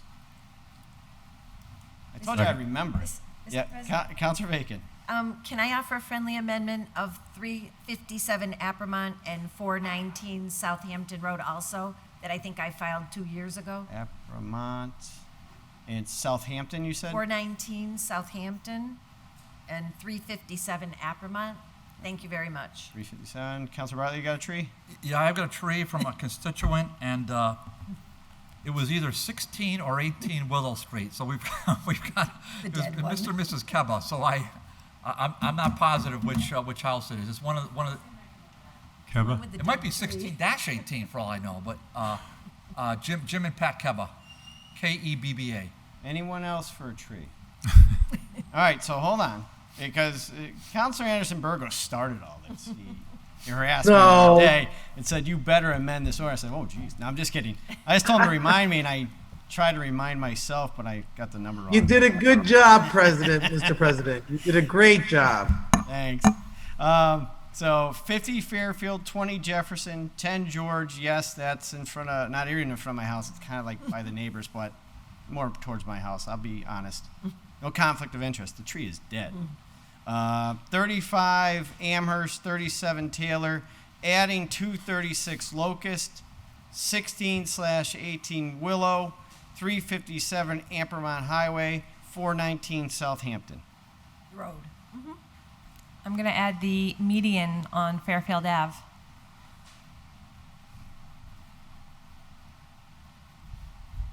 The whole median? There's a lot of trees there. Long street. It's a lot of trees that are dead Yeah, and, yeah. and branches coming down all over that middle median. So, and the median on Fairfield Ave. So with adding all those as the amendment, all those in favor? Aye. Aye. All opposed? Aye. These are in addition to the 1,000 that are already on the list, right? Well, we're hopeful we're getting that new truck to really start. Yeah, we cut the budget. So all those in favor? Aye. Aye. All Aye. opposed? 64, order that the city council give a proclamation to Edward Eckhart for 30 years of service to the DPW. Motion is to receive and adopt. Second. All those in favor? Aye. All opposed? Just as a quick update that you now have adopted it, Mayor Murphy and I gave it to him because he was retiring Friday, but he wasn't coming in on Friday. That was his day off. So, and we asked him if he wanted to come in here, and he said, "No, once I'm retired, I'm gone." So we want to make sure he got something for 33 years of service and the stories he had. He's just a phenomenal person. And One of a kind and a great worker. Oh, worker, yeah. Amazing worker. The stories that we got from Mike McManus on his dedication. So we wanted to get him something before he left. That's the only reason why we were a little proactive, so we do apologize. So that was approved. 65 from myself, or that the DGNR committee invite in the Boys and Girls Club leadership team. They want to discuss the art proposals. I now think that Council Murphy is having them in as well. So I just say send this to the DGNR. They might want to give updates as well on other stuff. So just having the Boys and Girls Club come in to discuss their projects is always a bonus. So to DGNR, all those in favor? President, can I make a motion to suspend the rules and take up a package of items to refer to Committee on Finance? I got 66 to 71, 73, 74, and 78. If you could keep 72 out and 79 out, and the 3 of yours that got mixed in the middle of them. Yeah, I kept 72 out and 79. So Taken up as a package, 66 to 71, 73, 74, and 78. All those in favor? Aye. Aye. All opposed? Real quick reading. 66 is reduce interest costs, the treasurer with bonds. 67 is a $246,443 no match 911 support grant. 68 is a $17,900 911 grant. 69 is a $50,000 juvenile adult criminal justice grant. 70 is $1,380 from professional services to another line item. 71 is $197,927.69 from public works to various line items. 72 we're going to skip. 73 was $5,000 from mayor aide to mayor to executive assistant to mayor. 74 is aide to mayor $1,050 to labor services director. 78 is the appropriation of fiscal year 2022 $164,983 from library references to other line items, and those would all go to finance. Councilor Murphy. I would just, I'm going to ask, and hopefully you'll go along with this, on number 73. I'm assuming most of you know one of the Andres who worked in the mayor's office left about 5.5 weeks ago now. Actually, no, about 8.5 weeks ago now. So what I'm trying to do with that is, and I haven't hired anybody to replace him, Milka Ortiz, I call her the ambassador to the city. She has done a great job. She's picked up all of the additional stuff. She's worked with Jeffrey, and when she has some technological issues, and Jeffrey's been doing, helping us out there. But I would really appreciate it if you would consider passing that transfer. It's from the mayor's office, from the executive assistant position to, or excuse me, from the aide to mayor position to the executive assistant position. She deserves it, and I would encourage us to adopt it. She's does a tremendous amount of work, and again, I think anybody that goes into that office feels comfortable. I've seen her deal with very serious concerns that constituents have, and they leave with some satisfaction. So if that's possible, I'd appreciate it. On the motion to refer to committee, if I could, Mr. President. So why don't we just do this? 66 to 71, there's no complaints there. I read them as a package, send to finance. All those in favor? Aye. All opposed? Now to 72, because we're going to get into, so we don't lose it here. This one is a standard one, $24,837.16 from lieutenant sergeants, patrolmen to injured on duty. Motion be receive, adopt, pass the first reading. So moved. Which is, this is moving it for injured on duty. There are 1, 2, 3, 4, 5, 6. It looks like 6 on injured on duty. So that's why they're doing the transfer for that. We know it's pure accounting. Usually no questions here. So motion is pass the first reading. All those in favor? Aye. Aye. All those opposed? Motion Motion to pass the second reading. pass the second reading. Clerk will call the roll. If you vote yes, you're voting for 72. Tallman, Yes. Bacon, Yes. Anderson Burgos, Yes. Bartley, Yes. Graney, Yes. Hernandez, Yes. Leahy, Yes. LeBron Martinez, Lacey, Yes. McGee, Yes. McGivern, Yes. Murphy, Yes. Sullivan. Yes. 12 yeas. But your vote, you approve that. Now to 73, Counselor Murphy has asked to take it up. Counselor McGivern. The motion is referred to Committee on Finance. We earlier scheduled a consensus on August 30th. We'll be meeting, and we will get this order back out for the first meeting in September. It certainly can be retroactive. I appreciate, Mayor Murphy's request, and I appreciate the reasons for the request. I don't know what the salary range is for the executive assistant to mayor. I don't know a lot of things, questions that could come up this evening, and in the essence of what time it is, I think these legitimate questions can be answered on August 30th and report it out for the first meeting in September, and still be able, if, the council agrees, we could pay her retroactive, whatever the outcome is of the final vote.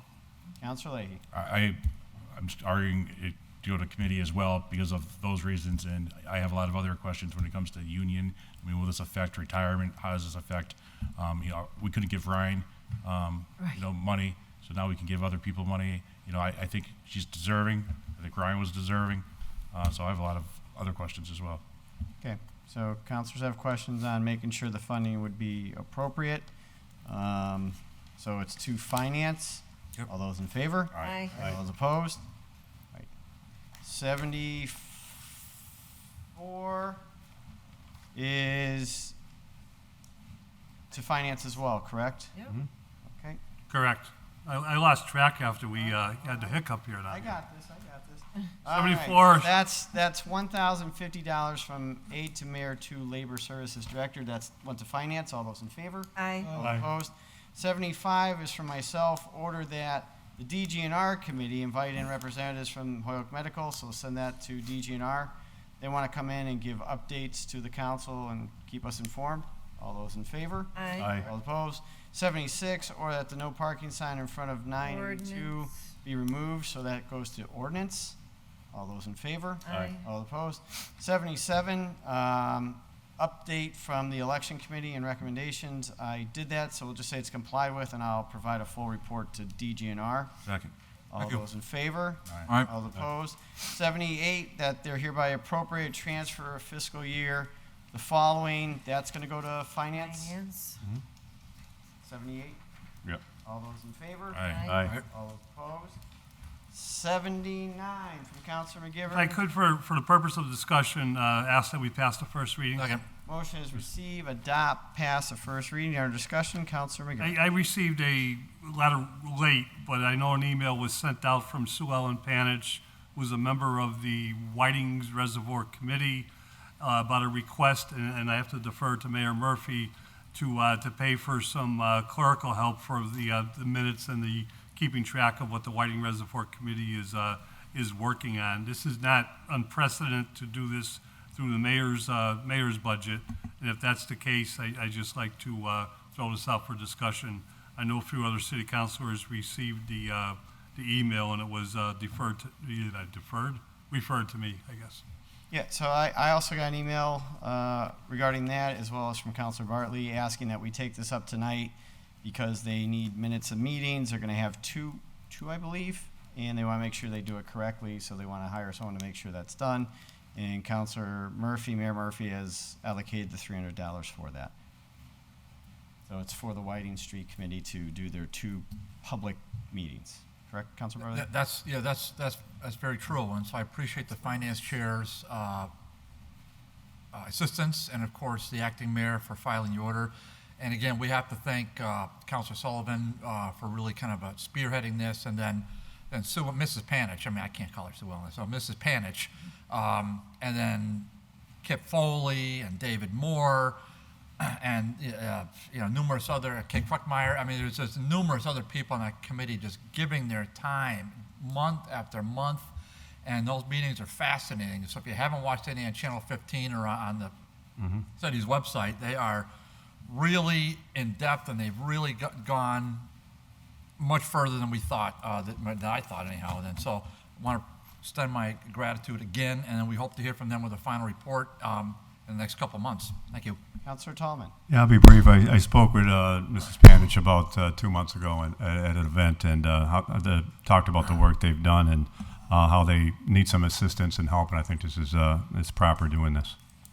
All right, so motion is to pass the first reading. All those in favor? Aye. All those opposed? Motion to pass the second Motion reading? to pass the second reading. The clerk will call the roll. If you vote yes, you're voting for passing item 79 for $300. Tallman. Yes. Bacon. Yes. Anderson Burgos. Yes. Bartley. Yes. Graney. Yes. Hernandez. Yes. Leahy. Yes. LeBron Martinez. Lisi. Yes. McGee. Yes. McGivern. Yes. Murphy. Yes. Sullivan. Yes. 12 yeas. With your vote, you approve that. 8081 of finance. 80 to finance. This is the Share Valley Bike Administration of $9,610 to finance. All those in favor? Aye. All opposed? Aye. One is the request for $4,753.50 for special counsel. That's to finance. All those in favor? Aye. Motion to adjourn. You already I'll started second down that. the path. You can't. You already accepted one late file. You got 30 more. No, just kidding. A, it's a communication request and opinion. Dear counselors, this is from the legal department regarding the chief's contract. So motion be received, send to finance. Finance. All those in favor? Aye. Opposed? Aye. B, we already did. C is a special permit application for a pool. So send that to Finance. finance. All those in favor? Pool? Pool table? Oh, pool table? Pool, no, it's gonna be. Pool? Swimming pool? If we approve it, we all get to go swimming. All No, right. that I'll go to DGR then. DGR. Yeah. All right, so send that to We're not equipped for that. No. Send the pool my way. Okay. I abstain from the vote. Not conforming pool. That's what I, a waterfall, maybe a sinkhole. Yeah, a pool. All right. We're going to take on everything. Well, I So that's the abstain. DGNR. I abstain. One abstain. All those in favor? Aye. All It's a those new opposed? hole. DGNR. D is from Councilor McGivern. This is the $22,097.50. It's a grant for fiscal year Conservation. 20 vulnerability preparedness grant. Finance? Finance, please. Finance. All those in favor? Aye. Opposed? E is another grant, the Green Communities Grant, Finance, please. $195,603. All those in favor? Finance. All those opposed? Yoni is going to town. Ione. F is their last one. We all got You copies. received a big copy today, but I think we would do it as a late file to send it to finance for review. It's a school budget, just so we have it, and you might just want it in its archives, but in case you want to have them in. So to finance, all those in favor? Aye. All those opposed? Now I'll accept your motion to To adjourn. Second. All those in favor? Aye. All opposed? Everyone have a rest of your great summer. Have a good night. Rest of the summer. Hope it's great. Good night, Libby. Good night. Good night. Good night, everyone.